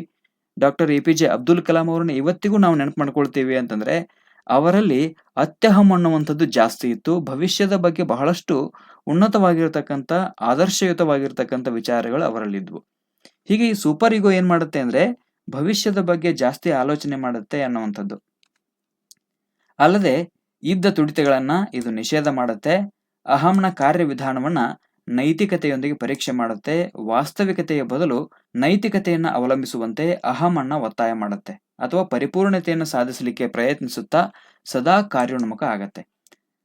ಇಲ್ಲಿ ಸೂಪರ್ ಈಗೋ ಏನ್ ಮಾಡುತ್ತೆ ಅಂದ್ರೆ ನೀತಿಯುತವಾಗಿ ಬದುಕುವಂತೆ ಪ್ರೇರೇಪಣೆ ನೀಡುತ್ತೆ. ಯಾವುದಕ್ಕೆ? ಅಹಂಗೆ. ನಾವು ಹಿಂದೆ ಈಗೋ ನೋಡಿದ್ವಲ್ಲ, ಆ ಈಗೋಗೆ ಈ ಸೂಪರ್ ಈಗೋ ಏನ್ ಮಾಡುತ್ತೆ ಅಂದ್ರೆ ನೈತಿಕತೆಯೊಂದಿಗೆ ಪರಿಪೂರ್ಣತೆಯನ್ನು ಸಾಧಿಸಲಿಕ್ಕೆ ಸದಾ ಏನ್ ಮಾಡುತ್ತೆ ಅಂದ್ರೆ ಕಾರ್ಯೋನ್ಮುಖ ಆಗಿರುತ್ತೆ. ಹೀಗೆ ಆತ್ಮ ಸಾಕ್ಷಾತ್ಕಾರ ಎಂದೇ ಕರೆಯುವ ಮಹದಹಂ ಅರಿವಿನಿಂದ ಕೂಡಿದ್ರೂ ಕೂಡ ಹೆಚ್ಚು ಭಾಗ ಅಚೇತನದಿಂದ ಕೂಡಿದ್ದು ಇದು ಪರಿಸರದಿಂದ ಕಲಿತ ನೀತಿ, ನಿಯಮ ಮತ್ತು ಆದರ್ಶ ಮೌಲ್ಯಗಳಿಂದ ಪ್ರಭಾವಿತ ಆಗಿರುತ್ತೆ. ಹಾಗಾದ್ರೆ ಈ ಸೂಪರ್ ಈಗೋಗೆ ನೀನು ಆದರ್ಶವನ್ನು ಪಾಲಿಸು ಅಂತ ಹೇಳಿಕೊಟ್ಟಿರುವಂಥದ್ದು ಯಾವುದು? ಪರಿಸರ. ಯಾಕಂದ್ರೆ ಇದು ಪರಿಸರದಿಂದ ಕೆಲವು ನೀತಿ, ನಿಯಮ, ಆದರ್ಶ ಮೌಲ್ಯಗಳನ್ನ ಕಲ್ತ್ಕೊಂಡಿರುವಂಥದ್ದು. ಹಾಗಾಗಿಯೇ ಇದ್ದ ಬಯಕೆಗಳನ್ನ ಈಡೇರಿಸುವಲ್ಲಿ ಆಂತರಿಕ ಕೇಂದ್ರವಾಗಿ ಕಾರ್ಯನಿರ್ವಹಿಸಿ ಸರಿ ತಪ್ಪುಗಳನ್ನ ಈ ಸೂಪರ್ ಈಗೋ ಅನ್ನುವಂಥದ್ದು ವಿಮರ್ಶೆ ಮಾಡುತ್ತೆ. ಯಾವುದು ಸರಿ, ಯಾವುದು ತಪ್ಪು ಅನ್ನುವಂಥದ್ದನ್ನ ಇದು ವಿಮರ್ಶೆ ಮಾಡುತ್ತೆ. ಒಟ್ಟಿನಲ್ಲಿ ಒಬ್ಬ ಮನುಷ್ಯನಲ್ಲಿ ಉತ್ತಮ ವ್ಯಕ್ತಿತ್ವ ಕಾಣಬೇಕಾದ್ರೆ ಈ ಮೇಲಿನ ಮೂರೂ ವ್ಯಕ್ತಿತ್ವದ ವ್ಯವಸ್ಥೆಗಳ ಪೂರಕ ಕಾರ್ಯನಿರ್ವಹಣೆಯಿಂದ ಮಾತ್ರ ಸಾಧ್ಯ ಆಗತ್ತೆ. ಹಾಗಾಗಿ ಈದ್ ಸದಾ ಸುಖವನ್ನ ಬಯಸಿದ್ರೆ, ಇದು ನೆನಪಿರ್ಬೇಕು ನಿಮ್ಗೆ, ಈದ್ ಸದಾ ಸುಖವನ್ನ ಬಯಸಿದ್ರೆ ಈಗೋ ನೈತಿಕತೆಯನ್ನು ಪರೀಕ್ಷೆ ಮಾಡುತ್ತೆ ಮತ್ತು ಸೂಪರ್ ಈಗೋ ಪರಿಪೂರ್ಣತೆಯನ್ನ ಆತ್ಮ ಸಾಕ್ಷಾತ್ಕಾರವನ್ನು ಸಾಧಿಸಲಿಕ್ಕೆ ಸಹಾಯ ಮಾಡುತ್ತೆ. ಕೆಲವು ವೇಳೆ ಅಪಹೊಂದಾಣಿಕೆ ಉಂಟಾದವು ಅಂತಂದ್ರೆ ವ್ಯಕ್ತಿ ಸಮಾಜದಲ್ಲಿ ಅಪಖ್ಯಾತಿಯನ್ನ ಪಡೀತಾನೆ. ಇದು ಮೊದಲ ಪ್ರಶ್ನೆಗೆ ಸಂಬಂಧಪಟ್ಟಂತೆ. ಇನ್ನು ನೇರವಾಗಿ ನಾನು ಎರಡನೇ ಪ್ರಶ್ನೆಗೆ ಹೋಗ್ತೀನಿ. ಈ ಕೆಳಗಿನವುಗಳಲ್ಲಿ ಯಾವುದು ಮನೋಜನ್ಯ ಚಲನವಲನದ ಅತ್ಯಂತ ಉನ್ನತ ಮಟ್ಟದ ಸಾಧನೆ ಅಂತ ಕೇಳಿದ್ದಾರೆ. ಆಯ್ಕೆ 1 ಸ್ಫುಟತೆ, 2 ಮೌಲ್ಯಮಾಪನ, 3 ಸ್ವಾಭಾವೀಕರಣ, 4 ಅನುಕರಣೆ. ಆದ್ಮೇಲೆ ಇದಕ್ಕೆ ಸರಿಯಾದ ಉತ್ತರ ನಿಮಗೆ ಗೊತ್ತಿತ್ತು ಅಂದ್ರೆ ಪ್ರಶ್ನೆ ನಂಬರ್ 72 ಹಾಕಿ ನಿಮ್ಮ ಉತ್ತರವನ್ನ ಕಾಮೆಂಟ್ ಮಾಡಬಹುದು. ನಾನು ಒಂದು 2 ಸೆಕೆಂಡ್ ವೇಟ್ ಮಾಡ್ತೀನಿ ನಿಮ್ಮ ಉತ್ತರಕ್ಕಾಗಿ. ನೀವು ಉತ್ತರವನ್ನು ಕೂಡ ಕಾಮೆಂಟ್ ಮೂಲಕ ನಮಗೆ ತಿಳಿಸಬಹುದು. ಕೆಳಗಿನವುಗಳಲ್ಲಿ ಯಾವುದು ಮನೋಜನ್ಯ ಚಲನವಲನದ ಅತ್ಯಂತ ಉನ್ನತ ಮಟ್ಟದ ಸಾಧನೆಯಾಗಿದೆ? ಮನೋಜನ್ಯ ಚಲನವಲನದ ಅತ್ಯಂತ ಉನ್ನತ ಮಟ್ಟದ ಸಾಧನೆಯನ್ನು ಕೇಳಿದ್ದಾರೆ. ಹಾಗಾದ್ರೆ ಯಾವುದದು? ನಿಮಗೆ ಉತ್ತರ ಗೊತ್ತಿತ್ತು ಅಂದ್ರೆ ನೀವು ಉತ್ತರವನ್ನ ಕಾಮೆಂಟ್ ಮಾಡಬಹುದು. ನಾನು ಒಂದು 2 ಸೆಕೆಂಡ್ಗಳ ಕಾಲ ವೇಟ್ ಮಾಡ್ತೀನಿ.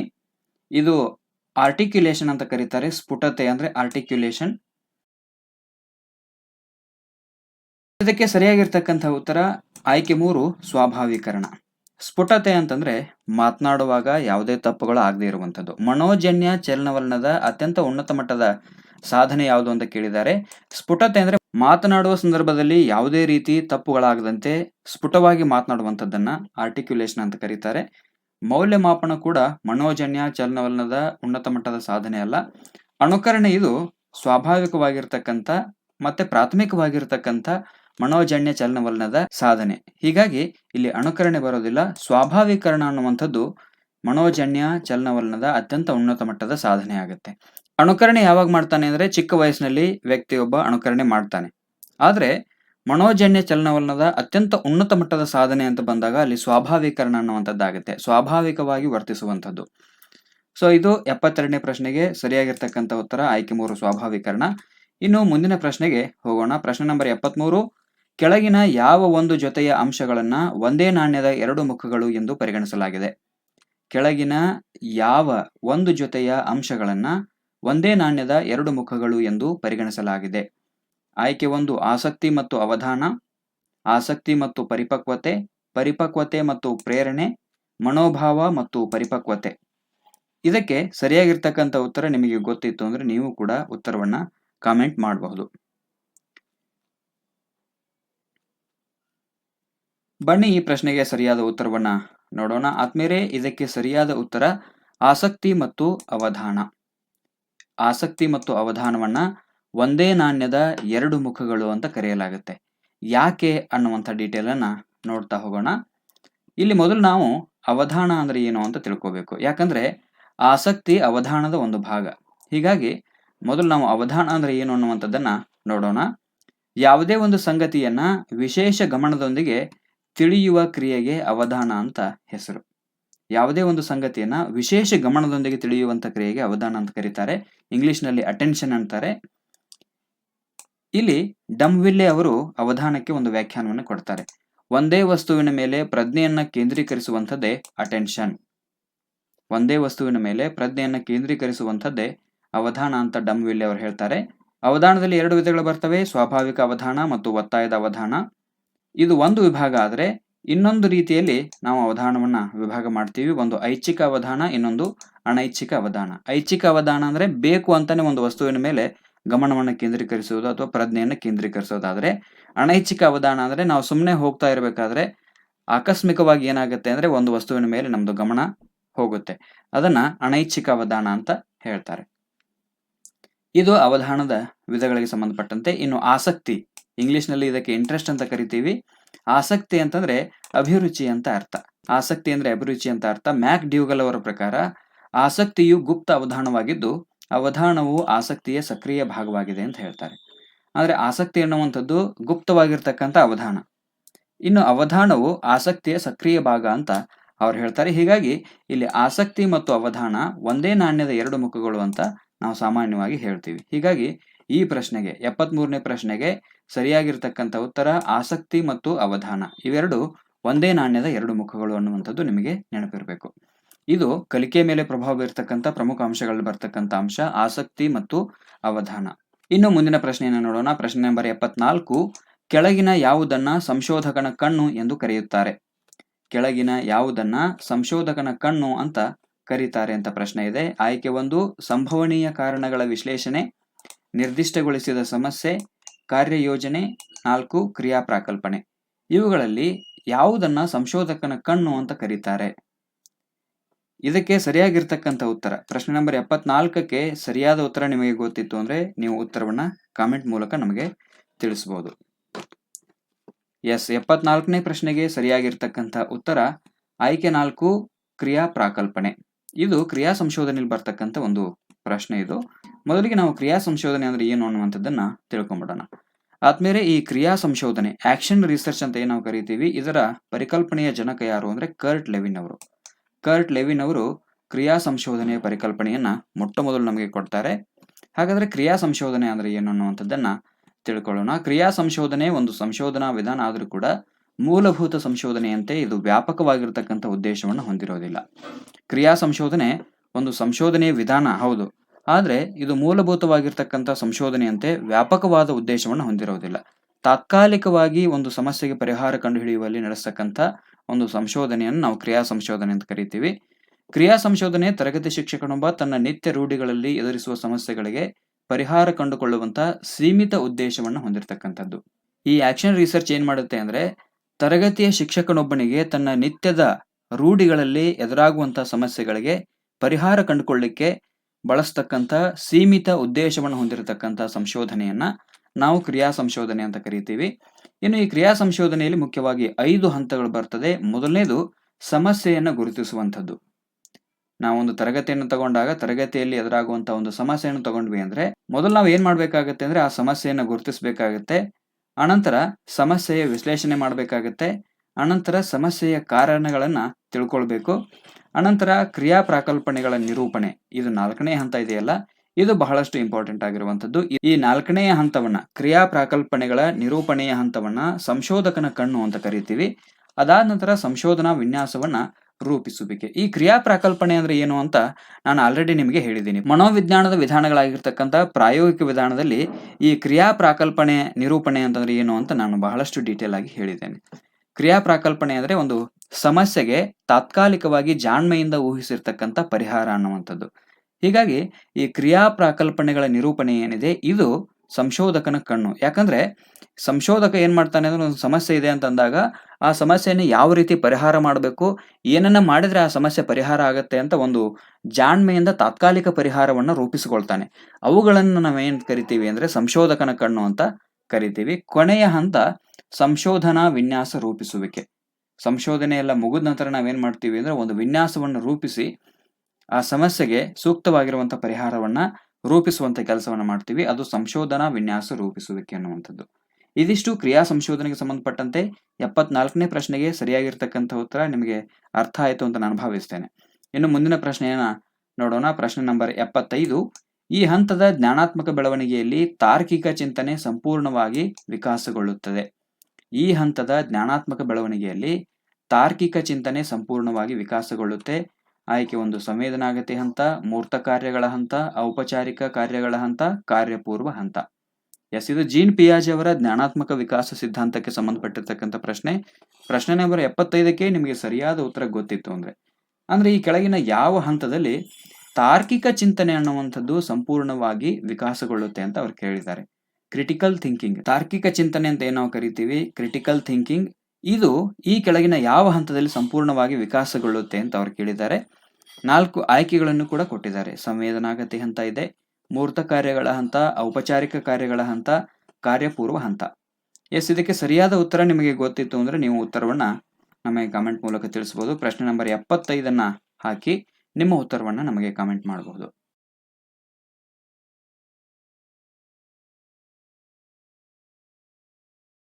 ಇದಕ್ಕೆ ಸರಿಯಾದ ಉತ್ತರವನ್ನ ಈಗ ನೋಡ್ತಾ ಹೋಗೋಣ. ಆತ್ಮೀಯರೇ, ಔಪಚಾರಿಕ ಕಾರ್ಯಗಳ ಹಂತ. ಇದಕ್ಕೆ ಸರಿಯಾದ ಉತ್ತರ ಆಯ್ಕೆ 3, ಔಪಚಾರಿಕ ಕಾರ್ಯಗಳ ಹಂತ. ಈ ಔಪಚಾರಿಕ ಕಾರ್ಯಗಳ ಹಂತದಲ್ಲಿ ಏನಾಗುತ್ತೆ ಅಂತಂದ್ರೆ ತಾರ್ಕಿಕ ಚಿಂತನೆ ಅನ್ನುವಂಥದ್ದು ಸಂಪೂರ್ಣವಾಗಿ ವಿಕಾಸಗೊಳ್ಳುತ್ತೆ ಅಂತ ಜೀನ್ ಪಿಯಾಜೆ ಅವರು ಹೇಳ್ತಾರೆ. ಈ ಜೀನ್ ಪಿಯಾಜೆ ಅವರ ಜ್ಞಾನಾತ್ಮಕ ವಿಕಾಸಕ್ಕೆ ಸಂಬಂಧಪಟ್ಟಂತೆ ಹಿಂದಿನ ಈ 360 ಡಿಗ್ರಿ ಅನಾಲಿಸಿಸ್ ಏನ್ ನಾವು ಮಾಡಿದೀವಿ ಶೈಕ್ಷಣಿಕ ಮನೋವಿಜ್ಞಾನದ ಪ್ರಶ್ನೋತ್ತರಗಳಿಗೆ ಸಂಬಂಧಪಟ್ಟಂತೆ, ಅದರಲ್ಲಿ ಈ ಜೀನ್ ಪಿಯಾಜೆ ಅವರ ಈ 4 ಹಂತಗಳ ಬಗ್ಗೆ ಬಹಳಷ್ಟು ಡೀಟೇಲ್ ಆಗಿ ನಾನು ಹೇಳಿದ್ದೇನೆ. ಈಗ ಇನ್ನೊಂದ್ಸಾರಿ ಏನ್ ಮಾಡೋಣ ಅಂದ್ರೆ ಅದನ್ನ ಡೀಟೇಲ್ ಆಗಿ ನೋಡ್ತಾ ಹೋಗೋಣ. ಯಾವ ಹಂತದಲ್ಲಿ ಯಾವೆಲ್ಲ ಕಾರ್ಯಗಳು ವಿಕಾಸ ಆಗ್ತಾ ಹೋಗ್ತವೆ ಅನ್ನುವಂಥದ್ದನ್ನ ಡೀಟೇಲ್ ಆಗಿ ನೋಡ್ತಾ ಹೋಗೋಣ. ಇದಕ್ಕೆ ಸಂಬಂಧಪಟ್ಟಂತೆ ಸಂಕ್ಷಿಪ್ತವಾದ ವಿವರಣೆಯನ್ನು ನೋಡ್ತಾ ಹೋಗೋಣ. ಜೀನ್ ಪಿಯಾಜೆ ಅವರ ಜ್ಞಾನಾತ್ಮಕ ವಿಕಾಸದ ಹಂತಗಳು. ಮೊದಲನೇ ಹಂತ ಸಂವೇದನಾಗತಿ ಹಂತ. ಇದು ಜನನದಿಂದ 2 ವರ್ಷದ ಅವಧಿಯವರೆಗೆ ಇರತಕ್ಕಂತ ಹಂತ. ಈ ಹಂತದ ಬಗ್ಗೆ ಇವಾಗ ತಿಳ್ಕೊಳ್ತಾ ಹೋಗೋಣ. ಪಿಯಾಜೆ ಅವರು ಮಗುವಿನ ಜನನದಿಂದ 2 ವರ್ಷದ ಅವಧಿಯನ್ನ ಸಂವೇದನಾಗತಿ ಹಂತ ಅಥವಾ ಸಂವೇದನಾ ಸಂಕ್ರಿಯಾತ್ಮಕ ಹಂತ ಅಂತ ಕರೀತಾರೆ. ಈ ಹಂತದಲ್ಲಿ ಮಗುವು ಹೆಚ್ಚಿನ ಮಾಹಿತಿಯನ್ನ ಸಂವೇದನೆಗಳು ಅಥವಾ ಇಂದ್ರಿಯಗಳ ಮೂಲಕ ಪಡೆದು ಕಲಿತದೆ. ಈ ಹಂತದಲ್ಲಿ ಮಗುವು ವಸ್ತುಗಳು ತನ್ನಿಂದ ಪ್ರತ್ಯೇಕ ಆಗಿವೆ ಅಂತ ತಿಳಿದಿರೋದ್ರಿಂದ ಮಗುವಿಗೆ ವಸ್ತುಗಳ ಅಸ್ತಿತ್ವದ ಸ್ಪಷ್ಟ ಕಲ್ಪನೆ ಈ ಹಂತದಲ್ಲಿ ಇರೋದಿಲ್ಲ. ಸಂವೇದನಾಗತಿ ಹಂತದಲ್ಲಿ ಏನಾಗುತ್ತೆ ಅಂದ್ರೆ ಮಗುವಿಗೆ ವಸ್ತುಗಳು ತನ್ನಿಂದ ಪ್ರತ್ಯೇಕ ಆಗಿವೆ, ಜೊತೆಗೆ ವಸ್ತುಗಳ ಅಸ್ತಿತ್ವದ ಸ್ಪಷ್ಟ ಪರಿಕಲ್ಪನೆ ಮಗುವಿಗೆ ಇರೋದಿಲ್ಲ. ಎಲ್ಲಿಯವರೆಗೆ ವಸ್ತುಗಳು ಮಗುವಿನ ಕಣ್ಣು ಮುಂದೆ ಇರ್ತದೆಯೋ ಅಲ್ಲಿಯವರೆಗೆ ಮಾತ್ರ ಆ ವಸ್ತುವಿನ ಅಸ್ತಿತ್ವ ಇದೆ ಅಂತ ಮಗು ಭಾವಿಸ್ತದೆ. ಅಂದ್ರೆ ಜನನದಿಂದ 2 ವರ್ಷದ ಅವಧಿಯವರೆಗೆ ಮಗು ಏನ್ ಮಾಡ್ತದೆ ಅಂದ್ರೆ ವಸ್ತುಗಳು ನನ್ನಿಂದ ಪ್ರತ್ಯೇಕವಾಗಿ ಇದ್ದಾವೆ, ಜೊತೆಗೆ ವಸ್ತುಗಳ ಅಸ್ತಿತ್ವದ ಸ್ಪಷ್ಟ ಪರಿಕಲ್ಪನೆ ಇರೋದಿಲ್ಲ.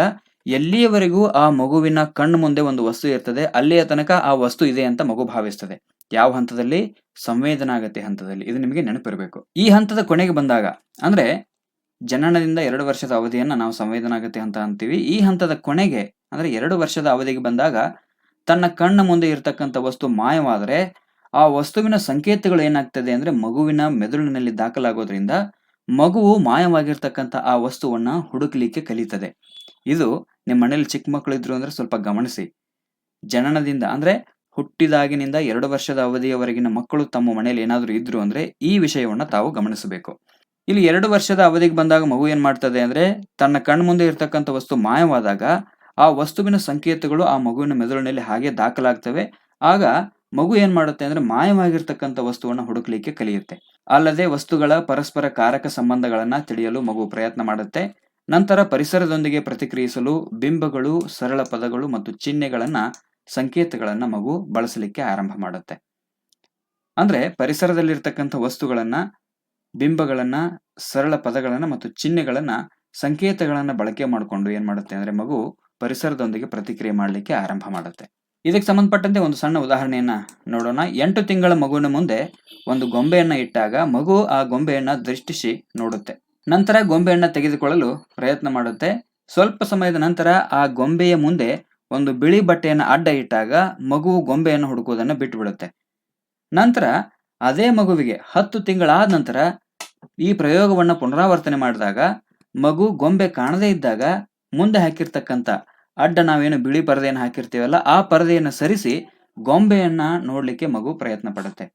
ಇದರಿಂದ ಮಗುವಿಗೆ ಆರಂಭದಲ್ಲಿ ವಸ್ತುವಿನ ಅಸ್ತಿತ್ವ ಇಲ್ಲದೆ ಇರುವಂತದ್ದು ಗೊತ್ತಾಗತ್ತೆ. ನಂತರ ಅರ್ಥ ಆಯ್ತಲ್ಲ ಇದಿಷ್ಟು ಸಂವೇದನಾಗತಿ ಹಂತಕ್ಕೆ ಸಂಬಂಧಪಟ್ಟಂತೆ. ಸಂವೇದನಾಗತಿ ಹಂತದಲ್ಲಿ ಏನಾಗುತ್ತೆ ಅಂದ್ರೆ ಮಗುವಿಗೆ ಮೊದಲು ವಸ್ತುವಿನ ಪರಿಕಲ್ಪನೆ ಇರೋದಿಲ್ಲ, ವಸ್ತು ನನ್ನಿಂದ ಪ್ರತ್ಯೇಕ ಆಗಿದೆ ಅನ್ನುವಂಥದ್ದು ತಿಳ್ಕೊಂಡಿರುತ್ತೆ. ನಂತರ ಈ ಹಂತದ ಕೊನೆಗೆ ಬಂದಾಗ ಏನಾಗುತ್ತೆ ಅಂದ್ರೆ ವಸ್ತುವಿನ ಅಸ್ತಿತ್ವ ಮಗುವಿಗೆ ಅರ್ಥ ಆಗುತ್ತೆ ಅನ್ನುವಂಥದ್ದು. ಇದಿಷ್ಟು ಸಂವೇದನಾಗತಿ ಹಂತದ ಬಗ್ಗೆ.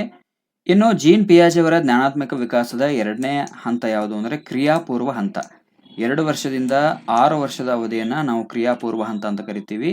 ಈ ಹಂತದಲ್ಲಿ ಏನಾಗುತ್ತೆ ಅನ್ನುವಂಥದ್ದನ್ನ ಡೀಟೇಲ್ ಆಗಿ ನೋಡ್ತಾ ಹೋಗೋಣ. ಈ ಹಂತದಲ್ಲಿ ಅಂದ್ರೆ 2 ವರ್ಷದಿಂದ 6 ವರ್ಷದವರೆಗೆ ಮಗುವಿನ ಜ್ಞಾನಾತ್ಮಕ ವಿಕಾಸ ಪ್ರಕ್ರಿಯೆಯಲ್ಲಿ ಈ ಹಂತ ಅತ್ಯಂತ ಪ್ರಮುಖವಾಗಿರತಕ್ಕಂಥ ಹಂತ. ಪಿಯಾಜೆ ಅವರು 2 ವರ್ಷದ ಪ್ರಾರಂಭದಿಂದ 6 ವರ್ಷದ ಕೊನೆಯವರೆಗಿನ ಅವಧಿಯನ್ನ ಪೂರ್ವ ಸಂಕ್ರಿಯಾತ್ಮಕ ಅಥವಾ ಕ್ರಿಯಾಪೂರ್ವ ಹಂತ ಅಂತ ಕರೀತಾರೆ. ಈ ಹಂತವು ಸಂವೇದನಾಗತಿ ಮತ್ತು ಮೂರ್ತ ಕಾರ್ಯಗಳ ಹಂತದ ನಡುವಿನ ಕೊಂಡಿ ಅಂತಾನೆ ಹೇಳ್ಬೋದು.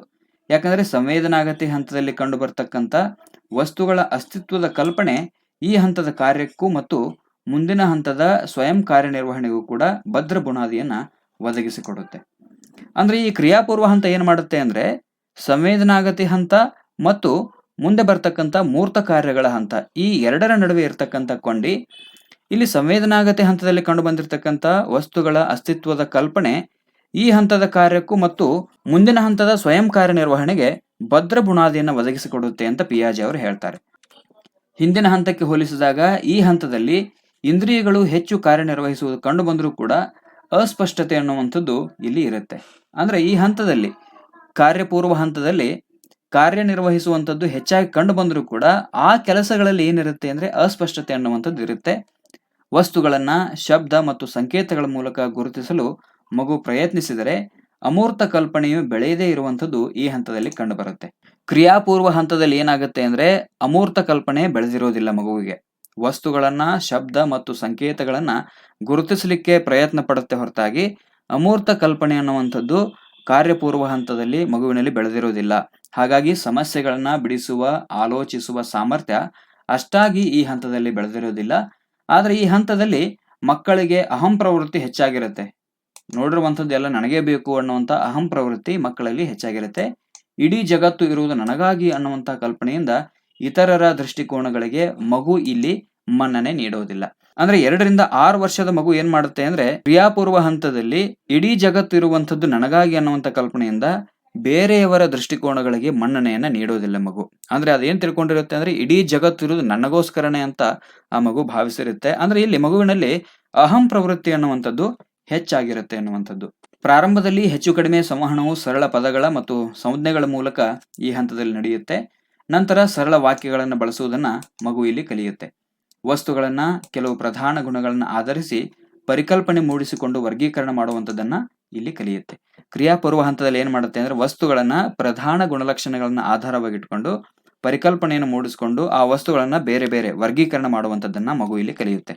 ಉದಾಹರಣೆಗೆ ಈ ಹಂತದ ಪ್ರಾರಂಭದಲ್ಲಿ ಮಗುವಿಗೆ ಗೊತ್ತಿರುವ ಮನೆಯ ವಿಳಾಸವನ್ನ ಕೇಳಿದರೆ ಅದಕ್ಕೆ ಮೌಖಿಕವಾಗಿ ಹೇಳಲಿಕ್ಕೆ ಬರೋದಿಲ್ಲ. ಈ ಹಂತದ ಆರಂಭದಲ್ಲಿ ಅಂದ್ರೆ 2 ವರ್ಷದಿಂದ 6 ವರ್ಷದ ಹಂತ ಅಂತ ನಾನು ಕ್ರಿಯಾಪೂರ್ವ ಹಂತವನ್ನು ಹೇಳಿದ್ದೇನೆ. ಹೀಗಾಗಿ ಈ ಹಂತದ ಆರಂಭದಲ್ಲಿ ಮಗುವಿಗೆ ಗೊತ್ತಿರತಕ್ಕಂಥ ಒಂದು ಮನೆಯ ವಿಳಾಸವನ್ನು ಕೇಳಿದ್ರೆ ಅದಕ್ಕೆ ಮೌಖಿಕವಾಗಿ ಅಂದ್ರೆ ಬಾಯಿಯ ಮೂಲಕ ಹೇಳಲಿಕ್ಕೆ ಬರೋದಿಲ್ಲ ಅಥವಾ ಬರೆದು ತೋರಿಸ್ಲಿಕ್ಕೂ ಕೂಡ ಬರೋದಿಲ್ಲ. ಆದ್ರೆ ಆ ಮಗು ಆ ಸಮಯದಲ್ಲಿ ಏನ್ ಮಾಡ್ಬೋದು ಅಂದ್ರೆ ಮಗು ಮನೆಯನ್ನು ಹುಡುಕೊಂಡು ಹೋಗಿ ಮನೆಯನ್ನು ತೋರಿಸಬಹುದು. ಇಲ್ಲಿ ಏನಾಗುತ್ತೆ ಅಂದ್ರೆ ಕಾರ್ಯಗಳಲ್ಲಿ ಅಸ್ಪಷ್ಟತೆ ಅನ್ನುವಂಥದ್ದು ಕಂಡು ಬರುತ್ತೆ. ಜೊತೆಗೆ ಇಡೀ ಜಗತ್ತಿರುವುದು ನನಗಾಗಿ ಅನ್ನುವಂಥ ಅಹಂ ಪ್ರವೃತ್ತಿ ಈ ಹಂತದಲ್ಲಿ ಮಕ್ಕಳಲ್ಲಿ ಇರುತ್ತೆ ಅನ್ನುವಂಥದ್ದು. ಇನ್ನು 3ನೇ ಹಂತ ಮೂರ್ತ ಕಾರ್ಯಗಳ ಹಂತ. ಮೂರ್ತ ಕಾರ್ಯಗಳ ಹಂತ 6 ರಿಂದ 12 ವರ್ಷದ ಅವಧಿಯನ್ನ ನಾವು ಮೂರ್ತ ಕಾರ್ಯಗಳ ಹಂತ ಅಂತ ಕರಿತೀವಿ. ಪಿಯಾಜೆ ಅವರು ಮಗುವಿನ 6 ವರ್ಷಗಳ ಅವಧಿಯಿಂದ 12 ವರ್ಷಗಳ ಅವಧಿಯನ್ನ ಮೂರ್ತ ಕಾರ್ಯಗಳ ಹಂತ ಅಥವಾ ಸಂಕ್ರಿಯಾತ್ಮಕ ಹಂತ ಅಂತ ಕರೀತಾರೆ. ಈ ಹಂತದಲ್ಲಿ ಕಾರ್ಯಪೂರ್ವ ಹಂತದಲ್ಲಿ ಕಂಡುಬರುವಂತಹ ಎಲ್ಲಾ ಲಕ್ಷಣಗಳಲ್ಲೂ ಮಗು ಸ್ವಾಯತ್ತತೆ ತಿಳುವಳಿಕೆಯನ್ನು ಹೊಂದದೆ. ಹಾಗಾಗಿ ಈ ಹಂತದಲ್ಲಿ ಆಲೋಚನೆ, ಉದ್ದ, ಅಗಲ, ಗಾತ್ರ, ಕಲ್ಪನೆ, ದ್ರವ್ಯರಾಶಿ, ಸ್ಥಾಯಿತ್ವದ ಪರಿಕಲ್ಪನೆ, ಸಂಖ್ಯೆ ಇತ್ಯಾದಿಗಳ ಪರಿಕಲ್ಪನೆಗಳಲ್ಲಿ ಸ್ಪಷ್ಟತೆ ಅನ್ನುವಂಥದ್ದು ಮಗುವಿನಲ್ಲಿ ಕಂಡು ಬರುತ್ತೆ. ಅಲ್ಲದೆ ವಸ್ತುಗಳನ್ನ ಒಂದು ಪ್ರಧಾನ ಗುಣಲಕ್ಷಣವನ್ನು ಆಧರಿಸಿ ವರ್ಗೀಕರಣ ಮಾಡುವಂತ ಸಾಮರ್ಥ್ಯ ಕೂಡ ಕಂಡು ಬರುತ್ತೆ. ಈ ಹಂತದಲ್ಲಿ ಸ್ವಲ್ಪ ಮಟ್ಟಿನ ತಾರ್ಕಿಕ ಆಲೋಚನೆ ಸಾಮರ್ಥ್ಯ ಬೆಳೆಯಲಿಕ್ಕೆ ಆರಂಭ ಆಗಿರುತ್ತೆ. ಸಂಪೂರ್ಣ ತಾರ್ಕಿಕ ಆಲೋಚನೆ ಅಲ್ಲ, ಸ್ವಲ್ಪ ಮಟ್ಟಿನ ತಾರ್ಕಿಕ ಆಲೋಚನೆಯ ಸಾಮರ್ಥ್ಯ ಮಗುವಿನಲ್ಲಿ ಬೆಳೆಯಲು ಆರಂಭಿಸಿರೋದ್ರಿಂದಾಗಿ ಮಗು 6ನೇ ವಯಸ್ಸಿನಲ್ಲಿ ಸಂಖ್ಯೆ, 7ನೇ ವಯಸ್ಸಿನಲ್ಲಿ ದ್ರವ್ಯರಾಶಿ, 9ನೇ ವಯಸ್ಸಿನಲ್ಲಿ ತೂಕ, ನಂತರದ ಹಂತದ ಕೊನೆಯಲ್ಲಿ ನಿರ್ದಿಷ್ಟ ಲಕ್ಷಣದ ಅನುಸಾರವಾಗಿ ವಸ್ತುಗಳನ್ನ ವರ್ಗೀಕರಣ ಮಾಡುವಂತ ಸಾಮರ್ಥ್ಯ ಈ ಹಂತದಲ್ಲಿ ಮಕ್ಕಳಲ್ಲಿ ಬೆಳೆದಿರುತ್ತೆ ಅನ್ನುವಂಥದ್ದು. ಇದಿಷ್ಟು ಮೂರ್ತ ಕಾರ್ಯಗಳ ಹಂತಕ್ಕೆ ಸಂಬಂಧಪಟ್ಟಂತೆ. ಅಂದ್ರೆ ಇಲ್ಲಿ ಸ್ವಲ್ಪ ಮಟ್ಟಿಗಿನ ತಾರ್ಕಿಕ ಆಲೋಚನೆಯ ಸಾಮರ್ಥ್ಯ ಅನ್ನುವಂಥದ್ದು ಮಗುವಿನಲ್ಲಿ ಬೆಳೆಯಲಿಕ್ಕೆ ಆರಂಭ ಆಗಿರುತ್ತೆ. ಸಂಪೂರ್ಣ ತಾರ್ಕಿಕ ಮಟ್ಟದ ಆಲೋಚನೆ ಇಲ್ಲಿ ಬೆಳೆದಿರೋದಿಲ್ಲ. ಈ ಹಂತದಲ್ಲಿ ಅಂದ್ರೆ ಈ ಮೂರ್ತ ಕಾರ್ಯಗಳ ಹಂತದಲ್ಲಿ ಮಗು ಏನ್ ಮಾಡುತ್ತೆ ಅಂದ್ರೆ ಆಲೋಚನೆ ಮಾಡ್ತದೆ. ಉದ್ದ, ಅಗಲ, ಗಾತ್ರ, ಕಲ್ಪನೆ, ದ್ರವ್ಯರಾಶಿ, ಸ್ಥಾಯಿತ್ವದ ಪರಿಕಲ್ಪನೆ, ಸಂಖ್ಯೆಗಳು ಇತ್ಯಾದಿ ಪರಿಕಲ್ಪನೆಗಳಲ್ಲಿ ಸ್ಪಷ್ಟತೆ ಅನ್ನುವಂಥದ್ದು ಮಕ್ಕಳಲ್ಲಿ ಕಂಡು ಬರುತ್ತೆ.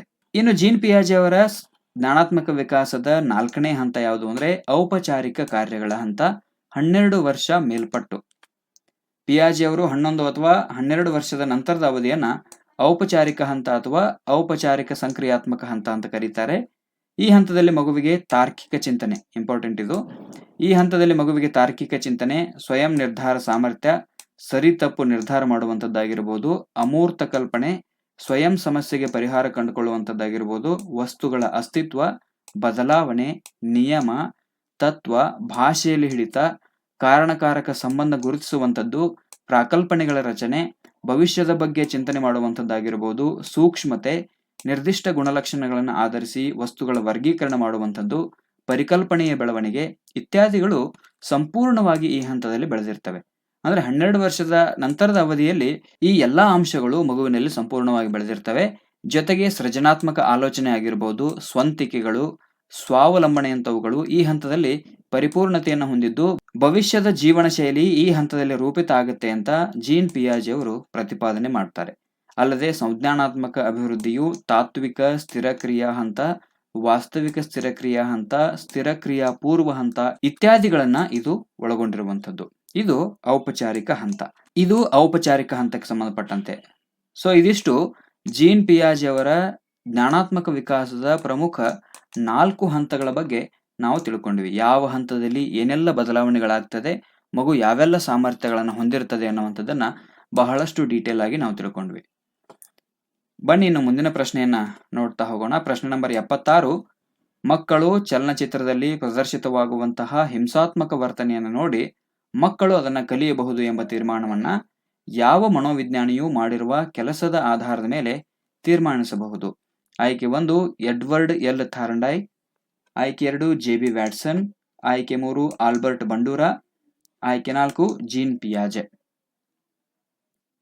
ಅಂದ್ರೆ ಇದು ವೀಕ್ಷಣಾ ಕಲಿಕೆಗೆ ಸಂಬಂಧಪಟ್ಟಂತೆ ಬಂದಿರತಕ್ಕಂಥ ಪ್ರಶ್ನೆ. ಅಂದ್ರೆ ಮಕ್ಕಳು ಚಿತ್ರವನ್ನು ನೋಡ್ತಾರೆ, ಆ ಚಿತ್ರದಲ್ಲಿ ತೋರಿಸಿರ್ತಕ್ಕಂಥ ಹಿಂಸಾತ್ಮಕ ವರ್ತನೆಯನ್ನು ನೋಡಿ ಅವರು ಕೂಡ ಹಂಗೆ ಮಾಡಬಹುದು.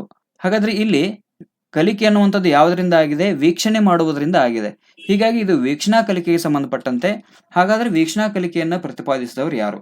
ಪ್ರಶ್ನೆ ನಂಬರ್ 76ಕ್ಕೆ ನಿಮಗೆ ಸರಿಯಾದ ಉತ್ತರ ಗೊತ್ತಿತ್ತು ಅಂದ್ರೆ ನೀವು ಉತ್ತರವನ್ನ ಕಾಮೆಂಟ್ ಮಾಡ್ಬೋದು. ನಾನೊಂದು 2 ಸೆಕೆಂಡ್ ವೇಟ್ ಮಾಡ್ತೀನಿ ನಿಮ್ಮ ಕಾಮೆಂಟ್ಗೋಸ್ಕರ. ಕಾಮೆಂಟ್ ಮಾಡೋದ್ರಿಂದ ಏನಾಗುತ್ತೆ ಅಂದ್ರೆ ನಿಮಗೂ ಕೂಡ ಇದು ನೆನಪಿನಲ್ಲಿ ಉಳಿಯುವಂತ ಸಾಧ್ಯತೆ ಹೆಚ್ಚಾಗಿರುತ್ತೆ. ಹೀಗಾಗಿ ದಯವಿಟ್ಟು ನೀವು ಕಾಮೆಂಟ್ ಮಾಡಬೇಕು ನಿಮಗೆ ಉತ್ತರ ಗೊತ್ತಿತ್ತು ಅಂದ್ರೆ. ನಿಮಗೆ ಉತ್ತರ ಗೊತ್ತಿಲ್ಲ ಅಂದ್ರೆ ಪರವಾಗಿಲ್ಲ, ನಾನು ಅದಕ್ಕೆ ಸಂಬಂಧಪಟ್ಟಂತೆ ಎಕ್ಸ್ಪ್ಲನೇಷನ್ ಕೊಡ್ತೀನಿ. ಬನ್ನಿ ಇದರ ಸರಿಯಾದ ಉತ್ತರವನ್ನು ನೋಡೋಣ. ಆದ್ಮೇಲೆ ಇದಕ್ಕೆ ಸರಿಯಾದ ಉತ್ತರ ಆಲ್ಬರ್ಟ್ ಬಂಡೂರಾ. ಬಂಡೂರಾ ಅವರು ವೀಕ್ಷಣಾ ಕಲಿಕೆಯ ಬಗ್ಗೆ ಪ್ರತಿಪಾದನೆ ಮಾಡ್ತಾರೆ. ಇದಕ್ಕೆ ಸಂಬಂಧಪಟ್ಟಿರ್ತಕ್ಕಂಥ ಸ್ವಲ್ಪ ಡೀಟೇಲ್ ಅನ್ನ ನಾವು ನೋಡ್ತಾ ಹೋಗೋಣ. ಮೊದಲಿಗೆ ನಾವು ಪ್ರಮುಖ ಕಲಿಕಾ ಸಿದ್ಧಾಂತಗಳನ್ನ ತಿಳ್ಕೊಂಡ್ಬಿಡೋಣ. ಯಾವ ಕಲಿಕಾ ಸಿದ್ಧಾಂತ ಯಾರು ಹೇಳಿದ್ರು ಅನ್ನುವಂಥದ್ದು. ಇದು ಪ್ರಮುಖ ಕಲಿಕಾ ಸಿದ್ಧಾಂತಗಳಲ್ಲಿ ಬರ್ತಕ್ಕಂಥ ಒಂದು ಪ್ರಶ್ನೆ. ಪ್ರಮುಖ ಕಲಿಕಾ ಸಿದ್ಧಾಂತಗಳು, ಸಾಕಷ್ಟು ಕಲಿಕಾ ಸಿದ್ಧಾಂತಗಳಿದೆ, ಅದಕ್ಕೆ ಸಂಬಂಧಪಟ್ಟಂತೆ ಸಾಕಷ್ಟು ಡೀಟೇಲ್ ನಾನು ಹೇಳ್ತೀನಿ. ಮೊದಲಿಗೆ ನಾವೇನ್ ಮಾಡೋಣ ಅಂದ್ರೆ ಈ ವೀಕ್ಷಣಾ ಕಲಿಕೆ ಅಂದ್ರೆ ಏನು ಅನ್ನುವಂಥದ್ದನ್ನ ನೋಡೋಣ. ಒಬ್ಬ ವ್ಯಕ್ತಿ ಇನ್ನೊಬ್ಬ ವ್ಯಕ್ತಿಯ ವರ್ತನೆಯನ್ನ ವೀಕ್ಷಿಸಿ ನೋಡಿ, ಒಬ್ಬ ವ್ಯಕ್ತಿ ಇನ್ನೊಬ್ಬ ವ್ಯಕ್ತಿಯ ವರ್ತನೆಯನ್ನ ವೀಕ್ಷಿಸಿ ಅನುಕರಣೆಯ ಮೂಲಕ ಕಲಿಯುವಂಥದ್ದನ್ನೇ ನಾವು ವೀಕ್ಷಣಾ ಕಲಿಕೆ ಅಂತ ಕರಿತೀವಿ. ವೀಕ್ಷಣಾ ಕಲಿಕೆಯ ಪ್ರತಿಪಾದಕ ಆಲ್ಬರ್ಟ್ ಬಂಡೂರಾ. ಇದನ್ನ ಮಾದರಿ ನಿರ್ಮಾಣ ಕಲಿಕೆ ಅಂತ ಕೂಡ ಕರೀತಾರೆ. ಇದು ನಿಮಗೆ ನೆನಪಿರಬೇಕು. ವೀಕ್ಷಣಾ ಕಲಿಕೆಯನ್ನ ಮಾದರಿ ನಿರ್ಮಾಣ ಕಲಿಕೆ ಅಂತ ಕರೀತಾರೆ. ಯಾಕಂದ್ರೆ ಒಂದು ಮಾದರಿಯನ್ನ ನೋಡಿ ಇನ್ನೊಂದು ರೂಪಿತಗೊಳ್ಳುತ್ತದೆಯಲ್ಲ, ಹೀಗಾಗಿ ಇದನ್ನ ನಾವು ಮಾದರಿ ನಿರ್ಮಾಣ ಕಲಿಕೆ ಅಂತ ಕರಿತೀವಿ. ಇನ್ನು ವೀಕ್ಷಣಾತ್ಮಕ ಕಲಿಕೆ ಅಂಧಾನುಕರಣೆಯ ಪ್ರತಿಫಲ ಕೂಡ ಆಗಿರಬಹುದು. ಕೆಲವು ಬಾರಿ ಏನಾಗುತ್ತೆ ಅಂದ್ರೆ ಈ ವೀಕ್ಷಣಾ ಕಲಿಕೆ ಅಂಧಾನುಕರಣೆಯ ಪ್ರತಿಫಲ ಕೂಡ ಆಗಿರುತ್ತೆ. ಅಂದ್ರೆ ನಾವು ನೋಡಿರುವಂತಹ ಎಲ್ಲಾ ದೃಶ್ಯಗಳು ಉತ್ತಮ ದೃಶ್ಯಗಳೇ ಆಗಿರೋದಿಲ್ಲ. ಇಲ್ಲಿ ಪ್ರಶ್ನೆಯಲ್ಲಿಯೇ ಇದೆ, ಮಕ್ಕಳು ಚಲನಚಿತ್ರದಲ್ಲಿ ಪ್ರದರ್ಶಿತವಾಗುವಂತಹ ಹಿಂಸಾತ್ಮಕ ವರ್ತನೆಯನ್ನು ನೋಡಿ ಕಲಿಬಹುದು. ಅಂದ್ರೆ ಮಕ್ಕಳು ಕೂಡ ಹಿಂಸಾತ್ಮಕ ವರ್ತನೆಯನ್ನು ನೋಡಿ ಕಲಿಬಹುದು. ಇದು ತಪ್ಪಾಗತ್ತೆ. ಇಂತಹ ವರ್ತನೆಯನ್ನ ಮಕ್ಕಳು ಕಲಿಬಾರದು. ಹಾಗಾದ್ರೆ ಯಾವುದನ್ನ ಕಲಿಬೇಕು? ಯಾವುದು ಉತ್ತಮವಾಗಿದೆಯೋ, ಯಾವುದು ಅನುಕರಣೆಗೆ ಯೋಗ್ಯವಾಗಿದೆಯೋ ಅಂಥದ್ದನ್ನ ಮಾತ್ರ ಈ ವೀಕ್ಷಣಾ ಕಲಿಕೆಯಲ್ಲಿ ನೋಡಿ ಕಲಿಬೇಕಾಗತ್ತೆ. ಇದು ವೀಕ್ಷಣಾ ಕಲಿಕೆಗೆ ಸಂಬಂಧಪಟ್ಟಂತೆ. ಇನ್ನು ಮುಖ್ಯವಾಗಿ ನಾವು ಪ್ರಮುಖ ಕಲಿಕಾ ಸಿದ್ಧಾಂತಗಳನ್ನ ನೋಡ್ತಾ ಹೋಗೋಣ. ಯಾವ ಕಲಿಕಾ ಸಿದ್ಧಾಂತ ಯಾರು ಪ್ರತಿಪಾದನೆ ಮಾಡಿದ್ರು ಅನ್ನುವಂಥದ್ದು. ಅದೇ ರೀತಿ ಪ್ರಮುಖ ಕಲಿಕಾ ಸಿದ್ಧಾಂತಗಳನ್ನ ಇವಾಗ ನಾವು ನೋಡ್ತಾ ಹೋಗೋಣ. ಮೊದಲನೇದು ಜೀನ್ ಪಿಯಾಜೆ. ಜೀನ್ ಪಿಯಾಜೆ ಅವರು ಜ್ಞಾನಾತ್ಮಕ ವಿಕಾಸದ ಸಿದ್ಧಾಂತವನ್ನ ಕೊಡ್ತಾರೆ. ಈ ವಿಕಾಸದ ಸಿದ್ಧಾಂತದ ಬಗ್ಗೆ 2015 ಮತ್ತು 2017ರಲ್ಲಿ ಟಿಇಟಿ ಪರೀಕ್ಷೆಯಲ್ಲಿ ಪ್ರಶ್ನೆ ಬಂದಿದೆ. ಇನ್ನು ಜಿರೋಮ್ ಎಸ್ ಬ್ರೂನರ್ ಅವರದು ಅನ್ವೇಷಣಾ ಕಲಿಕೆ ಅಥವಾ ಜ್ಞಾನಾತ್ಮಕ ಕಲಿಕಾ ಸಿದ್ಧಾಂತ, ಬಾಂಡೂರ್ ಅವರದ್ದು ವೀಕ್ಷಣಾ ಕಲಿಕೆ, ಟೋಲ್ಮನ್ ಅವರದ್ದು ವರ್ತನಾ ಕಲಿಕೆ, ಜೆ.ಬಿ. ವ್ಯಾಟ್ಸನ್ ಅವರು ವರ್ತನಾವಾದವನ್ನು ಪ್ರತಿಪಾದನೆ ಮಾಡ್ತಾರೆ. ಥಾರ್ಂಡೈಕ್ ಅವರು ಬಂಧವಾದ ಅಥವಾ ಎಸ್.ಆರ್. ಬಂಧ ಅಂತ ಇದನ್ನ ಕರೀತಾರೆ. ಥಾರ್ಂಡೈಕ್ ಅವರನ್ನ ಶೈಕ್ಷಣಿಕ ಮನೋವಿಜ್ಞಾನದ ಪಿತಾಮಹ ಅಂತ ಕೂಡ ಕರೆಯಲಾಗುತ್ತೆ. ಪಾವ್ಲೋವ್ ಅವರು ಅನುಬಂಧವಾದದ ಪ್ರತಿಪಾದಕರು, ಬಿ.ಎಫ್. ಸ್ಕಿನ್ನರ್ ಅವರು ಕ್ರಿಯಾಪ್ರಸೂತ ಅನುಬಂಧವಾದದ ಪ್ರತಿಪಾದಕರು, ಸಿ.ಎಲ್. ಹಲ್ ಅವರು ಬೋಧನಾ ಶಮನ ಸಿದ್ಧಾಂತದ ಪ್ರತಿಪಾದಕರು. ಇನ್ನು ಗತ್ರಿ ಅವರು ಸಾಮೀಪ್ಯ ಅಥವಾ ಸಮೀಪತೆಯ ಕಲಿಕಾ ಸಿದ್ಧಾಂತವನ್ನ ಸೂಚಿಸುತ್ತಾರೆ. ಕೊಹ್ಲರ್, ವರ್ತಮಿಯರ್, ಲೆವಿನ್ ಅವರು ಗೆಸ್ಟಾಲ್ಟ್ ಸಿದ್ಧಾಂತದ ಪ್ರತಿಪಾದಕರು. ಟೋಲ್ಮನ್ ಅವರು ಸಂಕೇತ ಗೆಸ್ಟಾಲ್ಟ್ ಸಿದ್ಧಾಂತದ ಪ್ರತಿಪಾದಕರು. ಲೆವಿನ್ ಅವರು ಕ್ಷೇತ್ರ ಸಿದ್ಧಾಂತದ ಪ್ರತಿಪಾದಕರು. ಆಸುಬೆಲ್ ಅವರು ಅರ್ಥಪೂರ್ಣ ಸ್ವೀಕೃತಿ ಕಲಿಕೆಯ ಪ್ರತಿಪಾದಕರು. ಬ್ರೂನರ್ ಅವರದು ಅನ್ವೇಷಣಾ ಕಲಿಕೆ. ರಾಬರ್ಟ್ ಎಂ ಗ್ಯಾಗ್ನೆ ಕಲಿಕಾ ಶ್ರೇಣಿಯನ್ನ ಸೂಚಿಸುತ್ತಾರೆ. ಜೀನ್ ಪಿಯಾಜೆ ಜ್ಞಾನಾತ್ಮಕ ಕಲಿಕೆ. ಬೆಂಜಮಿನ್ ಎಸ್ ಬ್ಲೂಮ್ ಅವರದು ಪ್ರಭುತ್ವ ಕಲಿಕೆ. ಬಾಂಡೂರ್ ಅವರದು ವೀಕ್ಷಣಾ ಕಲಿಕೆ. ಅಬ್ರಹಾಂ ಮಾಸ್ಲೋ ಅವರದು ಮಾನವತಾ ಸಿದ್ಧಾಂತ. ಎರಿಕ್ಸನ್ ಅವರದು ಮನೋಸಾಮಾಜಿಕ ಸಿದ್ಧಾಂತ. ಈ ಬಗ್ಗೆ ಕೂಡ ಪ್ರಶ್ನೆ ಬರುತ್ತೆ. ಎರಿಕ್ಸನ್ ಅವರ ಸಿದ್ಧಾಂತದ ಬಗ್ಗೆ ಪ್ರಶ್ನೆ ಬರುತ್ತೆ. ಇದಕ್ಕೆ ಸಂಬಂಧಪಟ್ಟಂತೆ ನಾನು ಡೀಟೇಲ್ ಅನ್ನ ನಿಮಗೆ ಮುಂದಿನ ತರಗತಿಯಲ್ಲಿ ಹೇಳ್ತಾ ಹೋಗ್ತೀನಿ. ಹರ್ಮನ್ ಎಬ್ಬಿಂಗ್ಹಾಸ್ ಅವರು ವಿಸ್ಮೃತಿಯ ಬಗ್ಗೆ ಅಧ್ಯಯನ ಮಾಡಿರ್ತಕ್ಕಂಥ ಮೊದಲಿಗ. ಸಿಗ್ಮಂಡ್ ಫ್ರೈಡ್ ಮನೋವಿಶ್ಲೇಷಣಾ ಸಿದ್ಧಾಂತದ ಪ್ರತಿಪಾದಕ. ಡೇನಿಯಲ್ ಗೋಲ್ಮನ್ ಅವರು ಸಂವೇಗಾತ್ಮಕ ಬುದ್ಧಿಶಕ್ತಿಯ ಬಗ್ಗೆ ತಿಳಿಸ್ತಾರೆ. 2014ರ ಟಿಇಟಿ ಪತ್ರಿಕೆಯಲ್ಲಿ ಸಂವೇಗಾತ್ಮಕ ಬುದ್ಧಿಶಕ್ತಿ ಬಗ್ಗೆ ಒಂದು ಪ್ರಶ್ನೆ ಬಂದಿತ್ತು. ಇನ್ನು ಸಿಗ್ಮಂಡ್ ಫ್ರೈಡ್ ಅವರು ಮನೋವಿಜ್ಞಾನದ ಪಿತಾಮಹ ಅಂತ ಕರೀತಾರೆ. ಥಾರ್ಂಡೈಕ್ ಅವರನ್ನ ಶೈಕ್ಷಣಿಕ ಮನೋವಿಜ್ಞಾನದ ಪಿತಾಮಹ ಅಂತ ಕರೀತಾರೆ. ಜೆ.ಬಿ. ವ್ಯಾಟ್ಸನ್ ಅವರನ್ನ ವರ್ತನಾವಾದದ ಪಿತಾಮಹ ಅಂತ ಕರೀತಾರೆ. ವೈಗೋಟಸ್ಕಿ ಅವರು ಸೂಚಿಸಿದ್ದು ಸಮಾಜೋ ಸಾಂಸ್ಕೃತಿಕ ಸಿದ್ಧಾಂತ. ಇದು ಕೂಡ ಇಂಪಾರ್ಟೆಂಟ್ ಆಗಿರುವಂತದ್ದು. ಇನ್ನು ಕೊಹಲ್ಬರ್ಗ್ ಅವರು ನೈತಿಕ ವಿಕಾಸದ ಸಿದ್ಧಾಂತವನ್ನ ಪ್ರತಿಪಾದನೆ ಮಾಡ್ತಾರೆ. ಕೊಹಲ್ಬರ್ಗ್ ಅವರ ನೈತಿಕ ವಿಕಾಸದ ಸಿದ್ಧಾಂತ ಎಷ್ಟು ಇಂಪಾರ್ಟೆಂಟ್ ಅಂದ್ರೆ 2014, 15, 17ರಲ್ಲಿ ಈ ಬಗ್ಗೆ ಪ್ರಶ್ನೆ ಬಂದಿದೆ. ಇನ್ನು ಆಲ್ಫ್ರೆಡ್ ಬೀನೆ ಅವರು ಮಾನಸಿಕ ವಯಸ್ಸಿನ ಪರಿಕಲ್ಪನೆಯನ್ನು ಸೂಚಿಸುತ್ತಾರೆ. 2015ರಲ್ಲಿ ಈ ಮಾನಸಿಕ ವಯಸ್ಸಿನ ಪರಿಕಲ್ಪನೆಯ ಬಗ್ಗೆ ಒಂದು ಪ್ರಶ್ನೆ ಬಂದಿತ್ತು. ಇದಿಷ್ಟು ಇಂಪಾರ್ಟೆಂಟ್ ಆಗಿರ್ತಕ್ಕಂಥ ಪ್ರಮುಖ ಸಿದ್ಧಾಂತಗಳು ಮತ್ತು ಅವುಗಳನ್ನ ಪ್ರತಿಪಾದನೆ ಮಾಡಿರ್ತಕ್ಕಂಥವರು. ಇದನ್ನ ತಾವುಗಳು ದಯವಿಟ್ಟು ನೋಟ್ ಮಾಡ್ಕೊಳ್ಳಿ, ಇದು ಇಂಪಾರ್ಟೆಂಟ್ ಆಗುತ್ತೆ. ಇನ್ನು 77ನೇ ಪ್ರಶ್ನೆಯನ್ನ ನೋಡ್ತಾ ಹೋಗೋಣ. ಲಿಂಗ ತಾರತಮ್ಯ ಬೆಳವಣಿಗೆಯ ಪ್ರಮುಖ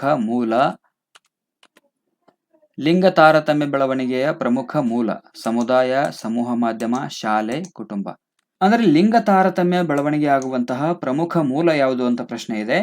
ಆಯ್ಕೆ 1 ಸಮುದಾಯ, ಆಯ್ಕೆ 2 ಸಮೂಹ ಮಾಧ್ಯಮ, ಆಯ್ಕೆ 3 ಶಾಲೆ, ಆಯ್ಕೆ 4 ಕುಟುಂಬ. ಪ್ರಶ್ನೆ ನಂಬರ್ 77ಕ್ಕೆ ನಿಮಗೆ ಸರಿಯಾದ ಉತ್ತರ ಗೊತ್ತಿತ್ತು ಅಂದ್ರೆ ನೀವು ಉತ್ತರವನ್ನ ಕಾಮೆಂಟ್ ಮಾಡಬಹುದು. 1-2 ಸೆಕೆಂಡ್ಗಳ ಕಾಲ ನಾನು ವೇಟ್ ಮಾಡ್ತೀನಿ ನಿಮ್ಮ ಉತ್ತರಕ್ಕಾಗಿ. ಪ್ರಶ್ನೆ ನಂಬರ್ 77ನ್ನ ಹಾಕಿ ನೀವು ನಿಮ್ಮ ಉತ್ತರವನ್ನ ಕಾಮೆಂಟ್ ಮಾಡಬಹುದು. ಇದಕ್ಕೆ ಸರಿಯಾದ ಉತ್ತರ ಆಯ್ಕೆ 4 ಕುಟುಂಬ. ಹೌದು, ಕುಟುಂಬದಲ್ಲಿ ಲಿಂಗ ತಾರತಮ್ಯ ಅನ್ನುವಂಥದ್ದು ಬೆಳವಣಿಗೆ ಆಗುವಂತಹ ಪ್ರಮುಖ ಮೂಲ. ಲಿಂಗ ತಾರತಮ್ಯ ಬೆಳವಣಿಗೆ ಆಗುವಂತಹ ಪ್ರಮುಖ ಮೂಲ ಯಾವುದು ಅಂದ್ರೆ ಕುಟುಂಬ. ಯಾಕಂದ್ರೆ ಮಗು ಮೂಲತಃ ಜನನ ಆಗುವಂಥದ್ದು ಕುಟುಂಬದಲ್ಲಿ, ಅದು ಅತಿ ಹೆಚ್ಚು ಒಡನಾಟ ಹೊಂದುವಂಥದ್ದು ಕುಟುಂಬದಲ್ಲಿಯೇ. ಹೀಗಾಗಿ ಕುಟುಂಬದಲ್ಲಿ ಏನಾಗುತ್ತೆ ಅಂದ್ರೆ ಲಿಂಗ ತಾರತಮ್ಯ ಅನ್ನುವಂಥದ್ದು ಹೆಚ್ಚು ಬೆಳವಣಿಗೆ ಆಗುವಂಥದ್ದು. ಇದು ಒಂದು ಅಪ್ಲೈಡ್ ಕ್ವೆಶನ್ ಇದೆ. ಇದು ಸಿಂಪಲ್ ಆಗಿ ಇದಕ್ಕೆ ನಾವು ಉತ್ತರವನ್ನ ಹೇಳ್ಬೋದು. ಇದಕ್ಕೆ ಸಂಬಂಧಪಟ್ಟಂತೆ ವಿವರಣೆಯನ್ನು ನೋಡುವಂತ ಅವಶ್ಯಕತೆ ಇಲ್ಲ. ಯಾಕಂದ್ರೆ ಸಮುದಾಯ, ಸಮೂಹ ಮಾಧ್ಯಮ ಮತ್ತು ಶಾಲೆ ಅನ್ನುವಂಥದ್ದು ಕುಟುಂಬದ ನಂತರ ಬರ್ತಕ್ಕಂಥ ಮೂಲಗಳು. ಹೀಗಾಗಿ ಇಲ್ಲಿ ಮೂಲತಃ ಏನಾಗುತ್ತೆ ಅಂದ್ರೆ ಕುಟುಂಬದಲ್ಲಿಯೇ ಲಿಂಗ ತಾರತಮ್ಯ ಅನ್ನುವಂಥದ್ದು ಹೆಚ್ಚಾಗಿ ಬೆಳವಣಿಗೆ ಆಗುವಂಥದ್ದು. ಅಂದ್ರೆ ಗಂಡು ಮಕ್ಕಳನ್ನ ಒಂಥರ ನೋಡೋದಾಗಿರ್ಬೋದು, ಹೆಣ್ಣು ಮಕ್ಕಳನ್ನ ಒಂದು ರೀತಿ ನೋಡುವಂಥದ್ದು, ಇವು ಲಿಂಗ ತಾರತಮ್ಯವನ್ನು ಸೂಚಿಸ್ತವೆ. ಇನ್ನು ಮುಂದಿನ ಪ್ರಶ್ನೆಯನ್ನು ನೋಡೋಣ. ಪ್ರಶ್ನೆ ನಂಬರ್ 78. ನ್ಯೂನತೆಯುಳ್ಳ ಮಕ್ಕಳಿಗಾಗಿ ಇರುವ ಕೇಂದ್ರೀಯ ನಿಯೋಜಿತ ಸಮಗ್ರ ಶಿಕ್ಷಣದ ಮೂಲಕ ಶೈಕ್ಷಣಿಕ ಅವಕಾಶಗಳನ್ನ ಇಲ್ಲಿ ನೀಡುವ ಗುರಿ ಹೊಂದಿದೆ. ಅಂದ್ರೆ ಕೇಂದ್ರೀಯ ನಿಯೋಜಿತ ಸಮಗ್ರ ಶಿಕ್ಷಣ ಏನ್ ಮಾಡುತ್ತೆ ಅಂದ್ರೆ ನ್ಯೂನತೆಯುಳ್ಳ ಮಕ್ಕಳಿಗಾಗಿ ಯಾವ ರೀತಿ ಶಿಕ್ಷಣ ನೀಡಬೇಕು ಅನ್ನುವಂಥದ್ದನ್ನ ಹೇಳುತ್ತೆ. ಹಾಗಾದ್ರೆ ಈ ಕೇಂದ್ರೀಯ ನಿಯೋಜಿತ ಸಮಗ್ರ ಶಿಕ್ಷಣ ನ್ಯೂನತೆಯುಳ್ಳ ಮಕ್ಕಳಿಗೆ ಎಲ್ಲಿ ಶಿಕ್ಷಣ ನೀಡಬೇಕು ಅಂತ ಹೇಳುತ್ತೆ ಅನ್ನುವಂತಹ ಪ್ರಶ್ನೆ ಇದೆ. ಇಲ್ಲಿ 4 ಆಯ್ಕೆಗಳು ಕೂಡ ಇದೆ. ಆಯ್ಕೆ 1 ಸಾಮಾನ್ಯ ಶಾಲೆಗಳು, ವಿಶೇಷ ಶಾಲೆಗಳು, ಮುಕ್ತ ಶಾಲೆಗಳು, ಅಂಧ ಪರಿಹಾರ ಸಂಘ ಶಾಲೆಗಳು. ನ್ಯೂನತೆಯುಳ್ಳ ಮಕ್ಕಳಿಗೆ ಎಲ್ಲಿ ಶಿಕ್ಷಣ ನೀಡಬೇಕು ಅಂತ ಹೇಳ್ತಾರೆ. ಇಲ್ಲಿ 4 ಆಯ್ಕೆಗಳು ಕೂಡ ಬಂದಿದೆ. ಪ್ರಶ್ನೆ ನಂಬರ್ 78ಕ್ಕೆ ನಿಮಗೆ ಸರಿಯಾದ ಉತ್ತರ ಗೊತ್ತಿತ್ತು ಅಂದ್ರೆ ನೀವು ಉತ್ತರವನ್ನ ಕಾಮೆಂಟ್ ಮಾಡಬಹುದು. ಇದಕ್ಕೆ ಸರಿಯಾದ ಉತ್ತರ ಆಯ್ಕೆ 1 ಸಾಮಾನ್ಯ ಶಾಲೆಗಳು. ಅದು ಎಂಥದ್ದೇ ಮಕ್ಕಳಿರಲಿ, ಆ ಮಗುವಿಗೆ ಏನೇ ನ್ಯೂನತೆಗಳಿದ್ರೂ ಕೂಡ ಸಾಮಾನ್ಯ ಶಾಲೆಗಳಲ್ಲಿಯೇ ಎಲ್ಲ ಮಕ್ಕಳ ಜೊತೆ ಸಮನ್ವಯ ಮಾಡಿಕೊಂಡು ನ್ಯೂನತೆ ಉಳ್ಳ ಮಕ್ಕಳಿಗೂ ಕೂಡ ಅದೇ ಶಾಲೆಗಳಲ್ಲಿ ಸಾಮಾನ್ಯ ಶಾಲೆಗಳಲ್ಲಿಯೇ ಶಿಕ್ಷಣ ನೀಡಬೇಕು ಅನ್ನುವಂಥ ಗುರಿಯನ್ನ ಯಾವುದು ಹೊಂದಿದೆ ಅಂದ್ರೆ ಕೇಂದ್ರೀಯ ನಿಯೋಜಿತ ಸಮಗ್ರ ಶಿಕ್ಷಣ ಗುರಿ ಹೊಂದಿದೆ. ಕೇಂದ್ರೀಯ ನಿಯೋಜಿತ ಸಮಗ್ರ ಶಿಕ್ಷಣ ಏನ್ ಮಾಡುತ್ತೆ ಅಂದ್ರೆ ನ್ಯೂನತೆಯುಳ್ಳ ಮಕ್ಕಳಿಗೂ ಕೂಡ ಶೈಕ್ಷಣಿಕ ಅವಕಾಶಗಳನ್ನ ಸಾಮಾನ್ಯ ಶಾಲೆಗಳಲ್ಲಿಯೇ ಒದಗಿಸಬೇಕು ಅಂತ ಹೇಳುತ್ತೆ. ವಿಶೇಷ ಶಾಲೆಗಳನ್ನ ತಗೊಂಡ್ವಿ ಅಂತಂದ್ರೆ ಅಥವಾ ಮುಕ್ತ ಶಾಲೆಗಳು, ಅಂಧ ಪರಿಹಾರ ಸಂಘ ಶಾಲೆಗಳನ್ನ ತಗೊಂಡಾಗ ಮಕ್ಕಳಲ್ಲಿ ಏನಾಗುತ್ತೆ ಅಂದ್ರೆ ಮಾನಸಿಕ ಖಿನ್ನತೆಗಳು ಉಂಟಾಗುವಂತ ಸಾಧ್ಯತೆ ಇರುತ್ತೆ. ನಮ್ಮನ್ನ ಯಾಕೆ ಅವರು ಸಪರೇಟ್ ಇಟ್ಟು ಓದಿಸ್ತಾ ಇದ್ದಾರೆ ಅನ್ನುವಂತ ಒಂದು ಚಿಕ್ಕ ವಯಸ್ಸಿನಲ್ಲಿ ಮಕ್ಕಳಿಗೆ ಮಾನಸಿಕ ಕ್ಷೋಭೆಗೆ ಒಳಗಾಗುವಂತ ಸಾಧ್ಯತೆ ಇರೋದ್ರಿಂದಾಗಿ ಸಾಮಾನ್ಯ ಶಾಲೆಗಳಲ್ಲಿ ಏನ್ ಮಾಡ್ಬೇಕು ಅಂದ್ರೆ ನ್ಯೂನತೆ ಉಳ್ಳ ಮಕ್ಕಳನ್ನು ಕೂಡ ಸಾಮಾನ್ಯ ಮಕ್ಕಳ ಜೊತೆ ಸೇರಿಸಿನೇ ಏನ್ ಮಾಡ್ಬೇಕಾಗತ್ತೆ ಅಂದ್ರೆ ಅವರಿಗೂ ಕೂಡ ಶೈಕ್ಷಣಿಕ ಅವಕಾಶಗಳನ್ನ ಒದಗಿಸಬೇಕಾಗತ್ತೆ. ಸೊ ಇದಕ್ಕೆ ಸರಿಯಾಗಿರ್ತಕ್ಕಂಥ ಉತ್ತರ ಸಾಮಾನ್ಯ ಶಾಲೆಗಳು. ಇನ್ನು ಇದಕ್ಕೆ ಸಂಬಂಧಪಟ್ಟಂತೆ ಸ್ವಲ್ಪ ಡೀಟೇಲ್ ನಾವು ನೋಡ್ತಾ ಬರೋಣ. ಇಲ್ಲಿ ನ್ಯೂನತೆ ಉಳ್ಳ ಮಕ್ಕಳು ಅಂತ ನಾವು ಅಂದವಲ್ಲ, ಹಾಗಾದ್ರೆ ನ್ಯೂನತೆ ಉಳ್ಳ ಮಕ್ಕಳು ಯಾರು? ಅಪವಾದಾತ್ಮಕ ಅಸಾಧಾರಣ ಮಕ್ಕಳು ಅಂತ ಕರೀತಾರೆ. ಬುದ್ಧಿಮಾಂದ್ಯ ಮಕ್ಕಳ ಶೈಕ್ಷಣಿಕ ವರ್ಗೀಕರಣ ಅಂದ್ರೆ ಇವ್ರದ್ದು 25ರಿಂದ 75ರವರೆಗೆ ಇರ್ತಕ್ಕಂಥ ಬುದ್ಧಿಶಕ್ತಿ ಹೊಂದಿರತಕ್ಕಂಥ ಮಕ್ಕಳನ್ನ ನಾವು ಬುದ್ಧಿಮಾಂದ್ಯ ಮಕ್ಕಳು ಅಂತ ಕರಿತೀವಿ. ಅದರಲ್ಲಿ ಮತ್ತೆ ಆಶ್ರಿತ ಮಾನಸಿಕ ನ್ಯೂನತೆ ಉಳ್ಳವರು ಅಂತ ಬರ್ತಾರೆ. 25ಕ್ಕಿಂತ ಕಡಿಮೆ ಬುದ್ಧಿಶಕ್ತಿ ಸೂಚ್ಯಾಂಕವನ್ನು ಹೊಂದಿದಂತವರು. ಈ ಬಗ್ಗೆ ಒಂದು ಪ್ರಶ್ನೆ ಬಂದಿದೆ, ಆಶ್ರಿತ ಮಾನಸಿಕ ನ್ಯೂನತೆ ಉಳ್ಳವರು ಎಷ್ಟು ಐಕ್ಯೂ ಹೊಂದಿರ್ತಾರೆ ಅಂತ. 25ಕ್ಕಿಂತ ಕಡಿಮೆ ಐಕ್ಯೂ ಹೊಂದಿರತಕ್ಕಂಥ ಮಕ್ಕಳನ್ನ ನಾವು ಆಶ್ರಿತ ಮಾನಸಿಕ ನ್ಯೂನತೆ ಉಳ್ಳವರು ಅಂತ ಕರಿತೀವಿ. ಇನ್ನು ತರಬೇತಿ ಪಡೆಯಬಲ್ಲ ಮಾನಸಿಕ ನ್ಯೂನತೆ ಉಳ್ಳವರು 25ರಿಂದ 50 ಐಕ್ಯೂ ಹೊಂದಿರ್ತಾರೆ. ಇನ್ನು ಶಿಕ್ಷಣಾರ್ಹ ಮಾನಸಿಕ ನ್ಯೂನತೆ ಉಳ್ಳವರು 50ರಿಂದ 75 ಐಕ್ಯೂ ಹೊಂದಿರ್ತಾರೆ. ಇದಿಷ್ಟು ನ್ಯೂನತೆ ಉಳ್ಳ ಮಕ್ಕಳಿಗಾಗಿ ಇರ್ತಕ್ಕಂಥ ಶಿಕ್ಷಣದ ಬಗ್ಗೆ. ನ್ಯೂನತೆ ಉಳ್ಳ ಮಕ್ಕಳನ್ನು ಕೂಡ ಏನ್ ಮಾಡ್ಬೇಕಾಗತ್ತೆ ಅಂದ್ರೆ ಸಮನ್ವಯ ಶಿಕ್ಷಣದಲ್ಲಿ ಸಾಮಾನ್ಯ ಮಕ್ಕಳ ಜೊತೆಗೆ ಅವ್ರಿಗೂ ಕೂಡ ಶೈಕ್ಷಣಿಕ ಅವಕಾಶಗಳನ್ನ ಒದಗಿಸಬೇಕಾಗತ್ತೆ. ಇದಿಷ್ಟು ಸಾಮಾನ್ಯ ಶಾಲೆಗಳಲ್ಲಿಯೇ ನ್ಯೂನತೆ ಉಳ್ಳ ಮಕ್ಕಳಿಗೆ ಶಿಕ್ಷಣವನ್ನು ಒದಗಿಸುವಂಥದ್ದು. ಇನ್ನು ಮುಂದಿನ ಪ್ರಶ್ನೆಯನ್ನು ನೋಡೋಣ. ಪ್ರಶ್ನೆ ನಂಬರ್ 79, ನೈತಿಕ ಬೆಳವಣಿಗೆಯ ಸಿದ್ಧಾಂತವನ್ನ ಪ್ರತಿಪಾದಿಸಿದವರು. ನೈತಿಕ ಬೆಳವಣಿಗೆಯ ಸಿದ್ಧಾಂತವನ್ನ ಪ್ರತಿಪಾದಿಸಿದವರು ಕೋಹಲ್ಬರ್ಗ್, ಬಂಡೂರ, ಬ್ರೂನರ್, ಗ್ಯಾನೆ. ಇದಕ್ಕೆ ಸರಿಯಾಗಿರ್ತಕ್ಕಂಥ ಉತ್ತರ ನಿಮಗೆ ಆಲ್ರೆಡಿ ನಾನು ಹಿಂದಿನ ಪ್ರಶ್ನೆಯನ್ನು ಹೇಳುವಂತ ಸಂದರ್ಭದಲ್ಲಿ ಹೇಳಿದ್ದೇನೆ. ನೈತಿಕ ಬೆಳವಣಿಗೆಯ ಸಿದ್ಧಾಂತವನ್ನು ಪ್ರತಿಪಾದಿಸಿದವರು ಯಾರು ಅಂತ. ಇದಕ್ಕೆ ಸರಿಯಾದ ಉತ್ತರ ನಿಮಗೆ ಗೊತ್ತಿತ್ತು ಅಂದ್ರೆ ನೀವು ಉತ್ತರವನ್ನ ಕಾಮೆಂಟ್ ಮಾಡಬಹುದು. ಇದಕ್ಕೆ ಸರಿಯಾಗಿರ್ತಕ್ಕಂಥ ಉತ್ತರ ಆಯ್ಕೆ 1 ಕೋಹಲ್ಬರ್ಗ್. ನೈತಿಕ ಬೆಳವಣಿಗೆ ಸಿದ್ಧಾಂತವನ್ನ ಪ್ರತಿಪಾದಿಸಿದವರು ಕೋಹಲ್ಬರ್ಗ್ ಅವರು. ಇದಕ್ಕೆ ಸಂಬಂಧಪಟ್ಟಂತೆ ಸ್ವಲ್ಪ ವಿವರಣೆಯನ್ನು ನೋಡ್ತಾ ಹೋಗೋಣ. ಆತ್ಮೀಯರೇ, ನೈತಿಕ ವಿಕಾಸದ ಸಿದ್ಧಾಂತದಲ್ಲಿ 6 ಹಂತಗಳನ್ನ ಗುರುತಿಸಿದವರು ಯಾರು ಅಂದ್ರೆ ಹಾರ್ವರ್ಡ್ ವಿಶ್ವವಿದ್ಯಾನಿಲಯದ ಲಾರೆನ್ಸ್ ಕೋಹಲ್ಬರ್ಗ್ ಅವರು. ಮಕ್ಕಳ ನೈತಿಕ ವಿಕಾಸದ ಕುರಿತು 2 ಪ್ರಮುಖ ಸಿದ್ಧಾಂತಗಳಿವೆ. ಒಂದು 1932ರಲ್ಲಿ ಜೀನ್ ಪಿಯಾಜೆ ಅವರಿಂದ ಪ್ರಾರಂಭಿಸಲ್ಪಟ್ಟಿರ್ತಕ್ಕಂಥ ಸಂಜ್ಞಾನಾತ್ಮಕ ಸಿದ್ಧಾಂತ. 1950ರಲ್ಲಿ ಹಾರ್ವರ್ಡ್ ವಿಶ್ವವಿದ್ಯಾಲಯದ ಲಾರೆನ್ಸ್ ಕೋಹಲ್ಬರ್ಗ್ ರವರಿಂದ ಮಾರ್ಪಾಡು ಹೊಂದಿ ಮುನ್ನಡೆ ಹೊಂದಿರತಕ್ಕಂಥ ಸಿದ್ಧಾಂತ ಮೊದಲನೇದು. ಇನ್ನು ಎರಡನೇದು ಆಲ್ಫ್ರೆಡ್ ಬಾಂಡೂರವರ ಸಾಮಾಜಿಕ ಕಲಿಕೆಯ ಸಿದ್ಧಾಂತ ಅನ್ನುವಂಥದ್ದು. ಈ 2 ಸಿದ್ಧಾಂತಗಳು ಏನ್ ಮಾಡ್ತವೆ ಅಂದ್ರೆ ಮಕ್ಕಳ ನೈತಿಕ ವಿಕಾಸದ ಕುರಿತು ಇರತಕ್ಕಂಥ 2 ಪ್ರಮುಖ ಸಿದ್ಧಾಂತಗಳು. ಇನ್ನು ಕೋಹಲ್ಬರ್ಗ್ ಅವರ ನೈತಿಕ ವಿಕಾಸದ ಸಿದ್ಧಾಂತವನ್ನ ನಾವು ನೋಡ್ತಾ ಹೋಗೋಣ. ಕೋಹಲ್ಬರ್ಗ್ ಅವರ ನೈತಿಕ ಬೆಳವಣಿಗೆ ಅನ್ನುವಂಥದ್ದು 3 ಮಟ್ಟಗಳಲ್ಲಿ ಹಾಗೂ 6 ಹಂತಗಳಲ್ಲಿ ನಡೆಯುತ್ತೆ. ಇದು ಬಹಳಷ್ಟು ಇಂಪಾರ್ಟೆಂಟ್ ಆಗಿರ್ತಕ್ಕಂಥದ್ದು. ಕೋಹಲ್ಬರ್ಗ್ ಅವರ ನೈತಿಕ ವಿಕಾಸದ ಸಿದ್ಧಾಂತ 3 ಮಟ್ಟಗಳಲ್ಲಿ ಹಾಗೂ 6 ಹಂತಗಳಲ್ಲಿ ನಡೆಯುತ್ತೆ. 3 ಮಟ್ಟ ಅಥವಾ 6 ಹಂತ.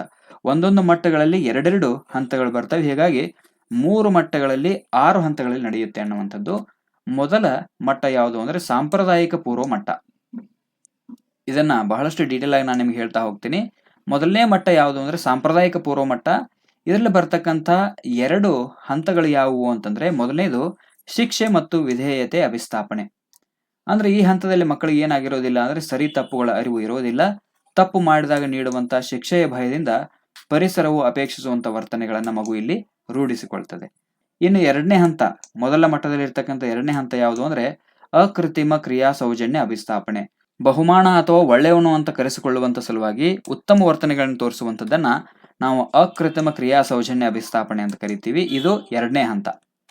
ಇನ್ನು ಎರಡನೇ ಮಟ್ಟ, ಒಟ್ಟು 3 ಮಟ್ಟಗಳು ಬರ್ತವೆ ಅಂತ ನಾನು ಹೇಳಿದ್ದೀನಿ. ಮೊದಲ ಮಟ್ಟದ ಬಗ್ಗೆ ನಾವು ಡೀಟೇಲ್ ಆಗಿ ತಿಳ್ಕೊಂಡ್ವಿ. ಇನ್ನು ಎರಡನೇ ಮಟ್ಟ ಯಾವುದು ಅಂದ್ರೆ ಸಾಂಪ್ರದಾಯಿಕ ಹಂತ ಅಥವಾ ಸಾಂಪ್ರದಾಯಿಕ ಮಟ್ಟ ಅಂತ ಕರೀತಾರೆ. ಇದರಲ್ಲಿ ಮತ್ತೆ 2 ಹಂತಗಳು ಬರ್ತವೆ. ಮೊದಲನೇದು ಅಂತರ್ವೈಯಕ್ತಿಕ ಅನುಕ್ರಮಣಿಕೆ ಅಥವಾ ಹೊಂದಾಣಿಕೆಯ ಅಭಿಸ್ಥಾಪನೆ. ನನ್ನ ಉತ್ತಮ ನಡತೆಯಿಂದ ಅಥವಾ ಗುಣಗಳಿಂದ ಇತರರಿಂದ ನಾನು ಸ್ವೀಕರಿಸಲ್ಪಡುವೆನು ಎಂಬ ಉದ್ದೇಶದಿಂದ ಉತ್ತಮ ನಡತೆಯನ್ನ ಮಗು ರೂಪಿಸಿಕೊಳ್ತದೆ. ನನ್ನಲ್ಲಿರ್ತಕ್ಕಂಥ ಉತ್ತಮ ನಡತೆ, ನನ್ನಲ್ಲಿರ್ತಕ್ಕಂಥ ಉತ್ತಮ ಗುಣಗಳಿಂದ ನಾನು ಎಲ್ಲರಿಂದಲೂ ಸ್ವೀಕರಿಸಲ್ಪಡಬೇಕು ಅನ್ನುವಂಥ ಉದ್ದೇಶದಿಂದ ಮಗು ಏನ್ ಮಾಡುತ್ತೆ ಅಂದ್ರೆ ಉತ್ತಮ ನಡತೆಯನ್ನು ರೂಪಿಸಿಕೊಳ್ತದೆ. ಅದನ್ನೇ ನಾವು ಅಂತರ್ವೈಯಕ್ತಿಕ ಅನುಕ್ರಮಣಿಕೆ ಅಥವಾ ಹೊಂದಾಣಿಕೆಯ ಅಭಿಸ್ಥಾಪನೆ ಅಂತ ಕರಿತೀವಿ. ಇನ್ನು ಎರಡನೇ ಮಟ್ಟದಲ್ಲಿ ಬರ್ತಕ್ಕಂಥ ಎರಡನೇ ಹಂತ ಯಾವುದು ಅಂದ್ರೆ ಕಾನೂನು ಮತ್ತು ಸುವ್ಯವಸ್ಥೆಯ ಅಭಿಸ್ಥಾಪನೆ. ಅಂದ್ರೆ ಇಲ್ಲಿ ಸಾಮಾಜಿಕ ನಿಯಮಗಳನ್ನ ಪಾಲಿಸಬೇಕೆಂಬುದನ್ನ ಅರ್ಥ ಮಾಡಿಕೊಂಡು ಉತ್ತಮ ನಡತೆಗಳನ್ನ ಮಗು ಪ್ರದರ್ಶನ ಮಾಡುತ್ತೆ. ಇದನ್ನ ಕಾನೂನು ಮತ್ತು ಸುವ್ಯವಸ್ಥೆಯ ಅಭಿಸ್ಥಾಪನೆ ಅಂತ ಕರಿತೀವಿ. ಇದಿಷ್ಟು ಮೊದಲ ಮಟ್ಟ ಮತ್ತು ಎರಡನೇ ಮಟ್ಟ. ಮೊದಲನೇ ಮಟ್ಟದಲ್ಲಿ 2 ಹಂತಗಳನ್ನು ನೋಡಿದ್ವಿ, ಎರಡನೇ ಮಟ್ಟದಲ್ಲಿಯೂ ಕೂಡ 2 ಹಂತಗಳನ್ನು ನೋಡಿದ್ವಿ. ಒಟ್ಟು 4 ಹಂತಗಳ ಬಗ್ಗೆ ಇವಾಗ ನಾವು ತಿಳ್ಕೊಂಡ್ವಿ. ಇನ್ನು ಮೂರನೇ ಮಟ್ಟ ಯಾವುದು ಅಂದ್ರೆ ಸಾಂಪ್ರದಾಯಿಕೋತ್ತರ ಹಂತ. ಇದರಲ್ಲಿ ಮತ್ತೆ 2 ಹಂತಗಳು ಬರ್ತದೆ. ಮೊದಲನೇದು ಸಾಮಾಜಿಕ ಒಪ್ಪಂದದ ಅಭಿಸ್ಥಾಪನೆ, ಎರಡನೇದು ಸಾರ್ವತ್ರಿಕ ನೈತಿಕ ತತ್ವದ ಅಭಿಸ್ಥಾಪನೆ. ಹಾಗಾದ್ರೆ ಸಾಮಾಜಿಕ ಒಪ್ಪಂದದ ಅಭಿಸ್ಥಾಪನೆ ಅಂದ್ರೆ ಏನು? ಸಮಾಜ ಒಪ್ಪಿತ ನಿಯಮಗಳಿಗೆ ಬದ್ಧನಾಗಿ ಉತ್ತಮ ವರ್ತನೆಗಳನ್ನ ಪ್ರದರ್ಶನ ಮಾಡುವಂಥದ್ದನ್ನ ನಾವು ಸಾಮಾಜಿಕ ಒಪ್ಪಂದದ ಅಭಿಸ್ಥಾಪನೆ ಅಂತ ಕರಿತೀವಿ. ಎರಡನೇದು ಸಾರ್ವತ್ರಿಕ ನೈತಿಕ ತತ್ವದ ಅಭಿಸ್ಥಾಪನೆ. ಇದು ನೈತಿಕ ಪ್ರಜ್ಞೆಯ ತಾತ್ವಿಕ ನೆಲೆಯಲ್ಲಿ ರೂಪಿತವಾಗಿರುವಂಥದ್ದು. ಇದರಲ್ಲಿ ವ್ಯಕ್ತಿಯ ಅಂತರ್ಗತ ತತ್ವಗಳು ಆತನ ನಡತೆಯನ್ನ ನಿರ್ದೇಶನ ಮಾಡ್ತವೆ. ಇದಿಷ್ಟು ಲಾರೆನ್ಸ್ ಕೊಹಲ್ಬರ್ಗ್ ಅವರ ನೈತಿಕ ವಿಕಾಸ ಹಂತಕ್ಕೆ ಸಂಬಂಧಪಟ್ಟಂತೆ. ಈ ಕೊಹಲ್ಬರ್ಗ್ ಅವರ ನೈತಿಕ ವಿಕಾಸದ ಹಂತ 3 ಮಟ್ಟಗಳಲ್ಲಿ ನಡೆಯುತ್ತೆ ಮತ್ತು 6 ಹಂತಗಳನ್ನು ಒಳಗೊಂಡಿದೆ ಅನ್ನುವಂಥದ್ದು. ಈ 3 ಮಟ್ಟ ಮತ್ತು 6 ಹಂತಗಳ ಬಗ್ಗೆ ಬಹಳಷ್ಟು ಡೀಟೇಲ್ ಆಗಿ ನಾವು ತಿಳ್ಕೊಂಡ್ವಿ. ಇನ್ನು ಮುಂದಿನ ಪ್ರಶ್ನೆ, ಕೊನೆಯ ಪ್ರಶ್ನೆಗೆ ಹೋಗೋಣ. ಬಹುಮುಖ ಬುದ್ಧಿಶಕ್ತಿಯ ಸಿದ್ಧಾಂತದ ಪ್ರಕಾರ ಎಲ್ಲಾ ರೀತಿಯ ಪ್ರಾಣಿಗಳನ್ನ, ಸಸ್ಯಗಳನ್ನ ಹಾಗೂ ಲವಣಗಳನ್ನ ಗುರುತಿಸುವ ಹಾಗೂ ವರ್ಗೀಕರಿಸುವ ಸಾಮರ್ಥ್ಯವನ್ನ ಹೀಗೆ ಕರೆಯುವರು. ಇಲ್ಲಿ 4 ಆಯ್ಕೆಗಳನ್ನ ಕೊಟ್ಟಿದ್ದಾರೆ. ಅಂತರ್ವ್ಯಕ್ತಿ ಬುದ್ಧಿಶಕ್ತಿ, ಶಾಬ್ದಿಕ ಭಾಷಾ ಬುದ್ಧಿಶಕ್ತಿ, ತಾರ್ಕಿಕ ಗಣಿತೀಯ ಬುದ್ಧಿಶಕ್ತಿ, ಸಹಜ ಬುದ್ಧಿಶಕ್ತಿ. ಪ್ರಶ್ನೆ ನಂಬರ್ 80ಕ್ಕೆ ನಿಮಗೆ ಸರಿಯಾದ ಉತ್ತರ ಗೊತ್ತಿತ್ತು ಅಂದ್ರೆ ನೀವು ಉತ್ತರವನ್ನ ಕಮೆಂಟ್ ಮಾಡಬಹುದು. ಎಸ್, ಇದಕ್ಕೆ ಸರಿಯಾದ ಉತ್ತರ ಆಯ್ಕೆ 4, ಸಹಜ ಬುದ್ಧಿಶಕ್ತಿ. ಎಲ್ಲ ರೀತಿಯ ಪ್ರಾಣಿಗಳನ್ನ, ಸಸ್ಯಗಳನ್ನ, ಲವಣಗಳನ್ನ ಗುರುತಿಸುವಂತ ಮತ್ತು ವರ್ಗೀಕರಣ ಮಾಡತಕ್ಕಂಥ ಸಾಮರ್ಥ್ಯ ಯಾವುದು ಅಂದ್ರೆ ಸಹಜ ಬುದ್ಧಿಶಕ್ತಿ. ಇದು ಹೋವಾರ್ಡ್ ಗಾರ್ಡ್ನರ್ ಅವರ ಬಹುಬುದ್ಧಿಶಕ್ತಿ ಸಿದ್ಧಾಂತದಲ್ಲಿ ಬರ್ತಕ್ಕಂಥ ಪ್ರಮುಖ ಅಂಶಗಳಿದು. ಇದಕ್ಕೆ ಸಂಬಂಧಪಟ್ಟಂತೆ ಸ್ವಲ್ಪ ವಿವರಣೆಯನ್ನು ನೋಡ್ತಾ ಹೋಗೋಣ. ಆದ್ಮೇಲೆ ಹಾವರ್ಡ್ ಗಾರ್ಡ್ನರ್ ಅವರ ಬಹುಬುದ್ಧಿಶಕ್ತಿಯ ಸಿದ್ಧಾಂತ, Howard gardeners theory of multiple intelligence ಅನ್ನುವಂಥದ್ದು ಬರ್ತದೆ. ಇದಕ್ಕೆ ಸಂಬಂಧಪಟ್ಟಂತೆ ಬಂದಿರತಕ್ಕಂಥ ಪ್ರಶ್ನೆ ಇದು. ಈ ಸಿದ್ಧಾಂತದ ಪ್ರತಿಪಾದಕರಾಗಿರ್ತಕ್ಕಂಥ ಹಾವರ್ಡ್ ಗಾರ್ಡ್ನರ್ ಅವರು 1983ರಲ್ಲಿ 7 ವಿಧದ ಬುದ್ಧಿಶಕ್ತಿಯನ್ನ ಕೌಶಲ್ಯ ಮತ್ತು ಸಾಮರ್ಥ್ಯಗಳ ಆಧಾರದ ಮೇಲೆ ಗುರುತಿಸ್ತಾರೆ. ಕೌಶಲ್ಯ ಮತ್ತು ಸಾಮರ್ಥ್ಯಗಳು, ಕೌಶಲ್ಯ ಮತ್ತು ಸಾಮರ್ಥ್ಯ ಬಹಳಷ್ಟು ಇಂಪಾರ್ಟೆಂಟ್ ಆಗುತ್ತೆ. ಕೌಶಲ್ಯ ಮತ್ತು ಸಾಮರ್ಥ್ಯಗಳ ಆಧಾರದ ಮೇಲೆ ಮಗು ಯಾವ ಸಾಮರ್ಥ್ಯವನ್ನು ಹೊಂದಿದ್ದಾನೆ ಅದಕ್ಕೆ ಸಂಬಂಧಪಟ್ಟಂತೆ 7 ವಿಧದ ಬುದ್ಧಿಶಕ್ತಿಯನ್ನು ಗುರುತಿಸ್ತಾರೆ. ಸಸ್ಯಗಳನ್ನ, ಪ್ರಾಣಿಗಳನ್ನ, ಲವಣಗಳನ್ನ ಗುರುತಿಸುವ ಮತ್ತು ವರ್ಗೀಕರಿಸುವಂತ ಸಾಮರ್ಥ್ಯ, ಇಲ್ಲಿ ಸಾಮರ್ಥ್ಯ ಅಂತ ಬಂದಿದೆ ನೋಡಿ, ಕೌಶಲ್ಯ ಅಲ್ಲ. ಕೌಶಲ್ಯ ಮತ್ತು ಸಾಮರ್ಥ್ಯಗಳ ಆಧಾರದ ಮೇಲೆ ಏನ್ ಮಾಡ್ತಾರೆ ಅಂದ್ರೆ ಬುದ್ಧಿಶಕ್ತಿಯನ್ನ 7 ವಿಧದಲ್ಲಿ ಅವರು ಡಿವೈಡ್ ಮಾಡ್ತಾರೆ 1983ರಲ್ಲಿ. ಈ ಸಿದ್ಧಾಂತವನ್ನ ಗಾರ್ಡ್ನರ್ ಅವರ ಬಹುಬುದ್ಧಿಶಕ್ತಿಯ ಸಿದ್ಧಾಂತ ಅಂತ ಕರೆಯಲಾಗುತ್ತೆ. ಹಾವರ್ಡ್ ಗಾರ್ಡ್ನರ್ ಅವರ ಬಹುಬುದ್ಧಿಶಕ್ತಿಯ ಸಿದ್ಧಾಂತದಲ್ಲಿ ಪ್ರಮುಖವಾಗಿ 7 ವಿಧದ ಬುದ್ಧಿಶಕ್ತಿ ಬರ್ತದೆ ಅಂತ ಅವ್ರು ಹೇಳ್ತಾರೆ. ಮೊದಲನೇದು ಶಾಬ್ದಿಕ ಭಾವ ಬುದ್ಧಿಶಕ್ತಿ, ವರ್ಬಲ್ ಲಿಂಗ್ವಿಸ್ಟಿಕ್ ಇಂಟೆಲಿಜೆನ್ಸ್ ಅಂತ ಕರೀತಾರೆ. ಎರಡನೇದು ತಾರ್ಕಿಕ ಗಣಿತೀಯ ಬುದ್ಧಿಶಕ್ತಿ, ಇಲ್ಲಿದೆ ನೋಡಿ, 3ನೇ ಆಪ್ಷನ್ ಇದೆಯಲ್ಲ, ತಾರ್ಕಿಕ ಗಣಿತೀಯ ಬುದ್ಧಿಶಕ್ತಿ, ಲಾಜಿಕಲ್ ಮ್ಯಾಥಮೆಟಿಕಲ್ ಇಂಟೆಲಿಜೆನ್ಸ್. 3ನೇದು ದೃಷ್ಟಿ ವೈಶಾಲ್ಯ ಬುದ್ಧಿಶಕ್ತಿ, ವಿಜುವಲ್ ಸ್ಪಾಷಿಯಲ್ ಇಂಟೆಲಿಜೆನ್ಸ್ ಅಂತ ಕರೀತಾರೆ. 4ನೇದು ಸಂಗೀತ ಬುದ್ಧಿಶಕ್ತಿ, ಮ್ಯೂಸಿಕಲ್ ಇಂಟೆಲಿಜೆನ್ಸ್. ಗತಿ ಪ್ರಜ್ಞೆಯ ಇಂದ್ರಿಯ ಬುದ್ಧಿಶಕ್ತಿ, ಬಾಡಿಲಿ ಕೆನೆಸ್ಟಿಕ್ ಇಂಟೆಲಿಜೆನ್ಸ್. 6ನೇದು ಅಂತರ್ವ್ಯಕ್ತಿಯ ಬುದ್ಧಿಶಕ್ತಿ, ಇಂಟ್ರಾಪರ್ಸನಲ್ ಇಂಟೆಲಿಜೆನ್ಸ್. 7ನೇದು ವ್ಯಕ್ತಿಗಳ ನಡುವಿನ ಬುದ್ಧಿಶಕ್ತಿ, ಇಂಟರ್ ಪರ್ಸನಲ್ ಇಂಟೆಲಿಜೆನ್ಸ್. ಇದು ಇಂಟ್ರಾಪರ್ಸನಲ್, ಇದು ಇಂಟರ್ ಪರ್ಸನಲ್.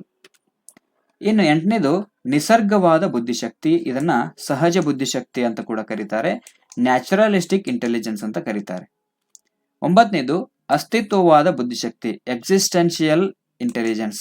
ಇದಿಷ್ಟು ಹಾವರ್ಡ್ ಗಾರ್ಡ್ನರ್ ಅವರು ತಮ್ಮ ಬುದ್ಧಿಶಕ್ತಿ ಸಿದ್ಧಾಂತದಲ್ಲಿ ಹೇಳಿರ್ತಕ್ಕಂಥ ಪ್ರಮುಖ ಬುದ್ಧಿಶಕ್ತಿಯ ವಿಧಗಳು. ಇಲ್ಲಿ ಬರ್ತಕ್ಕಂಥ ನಿಸರ್ಗವಾದ ಬುದ್ಧಿಶಕ್ತಿ ಅಥವಾ ನ್ಯಾಚುರಲಿಸ್ಟಿಕ್ ಇಂಟೆಲಿಜೆನ್ಸ್ ಏನಿದೆ, ಈ ಪ್ರಕಾರ ಮಗು ಏನ್ ಮಾಡ್ತಾನೆ ಅಂದ್ರೆ ಪ್ರಾಣಿಗಳು, ಪಕ್ಷಿಗಳು, ಲವಣಗಳು ಇವುಗಳನ್ನ ಗುರುತಿಸಿ ಏನ್ ಮಾಡ್ತಾನೆ ಅಂದ್ರೆ ವರ್ಗೀಕರಣ ಮಾಡುವಂಥದ್ದು ಇದು ಸಹಜ ಬುದ್ಧಿಶಕ್ತಿಯಲ್ಲಿ ಇರ್ತಕ್ಕಂಥದ್ದು.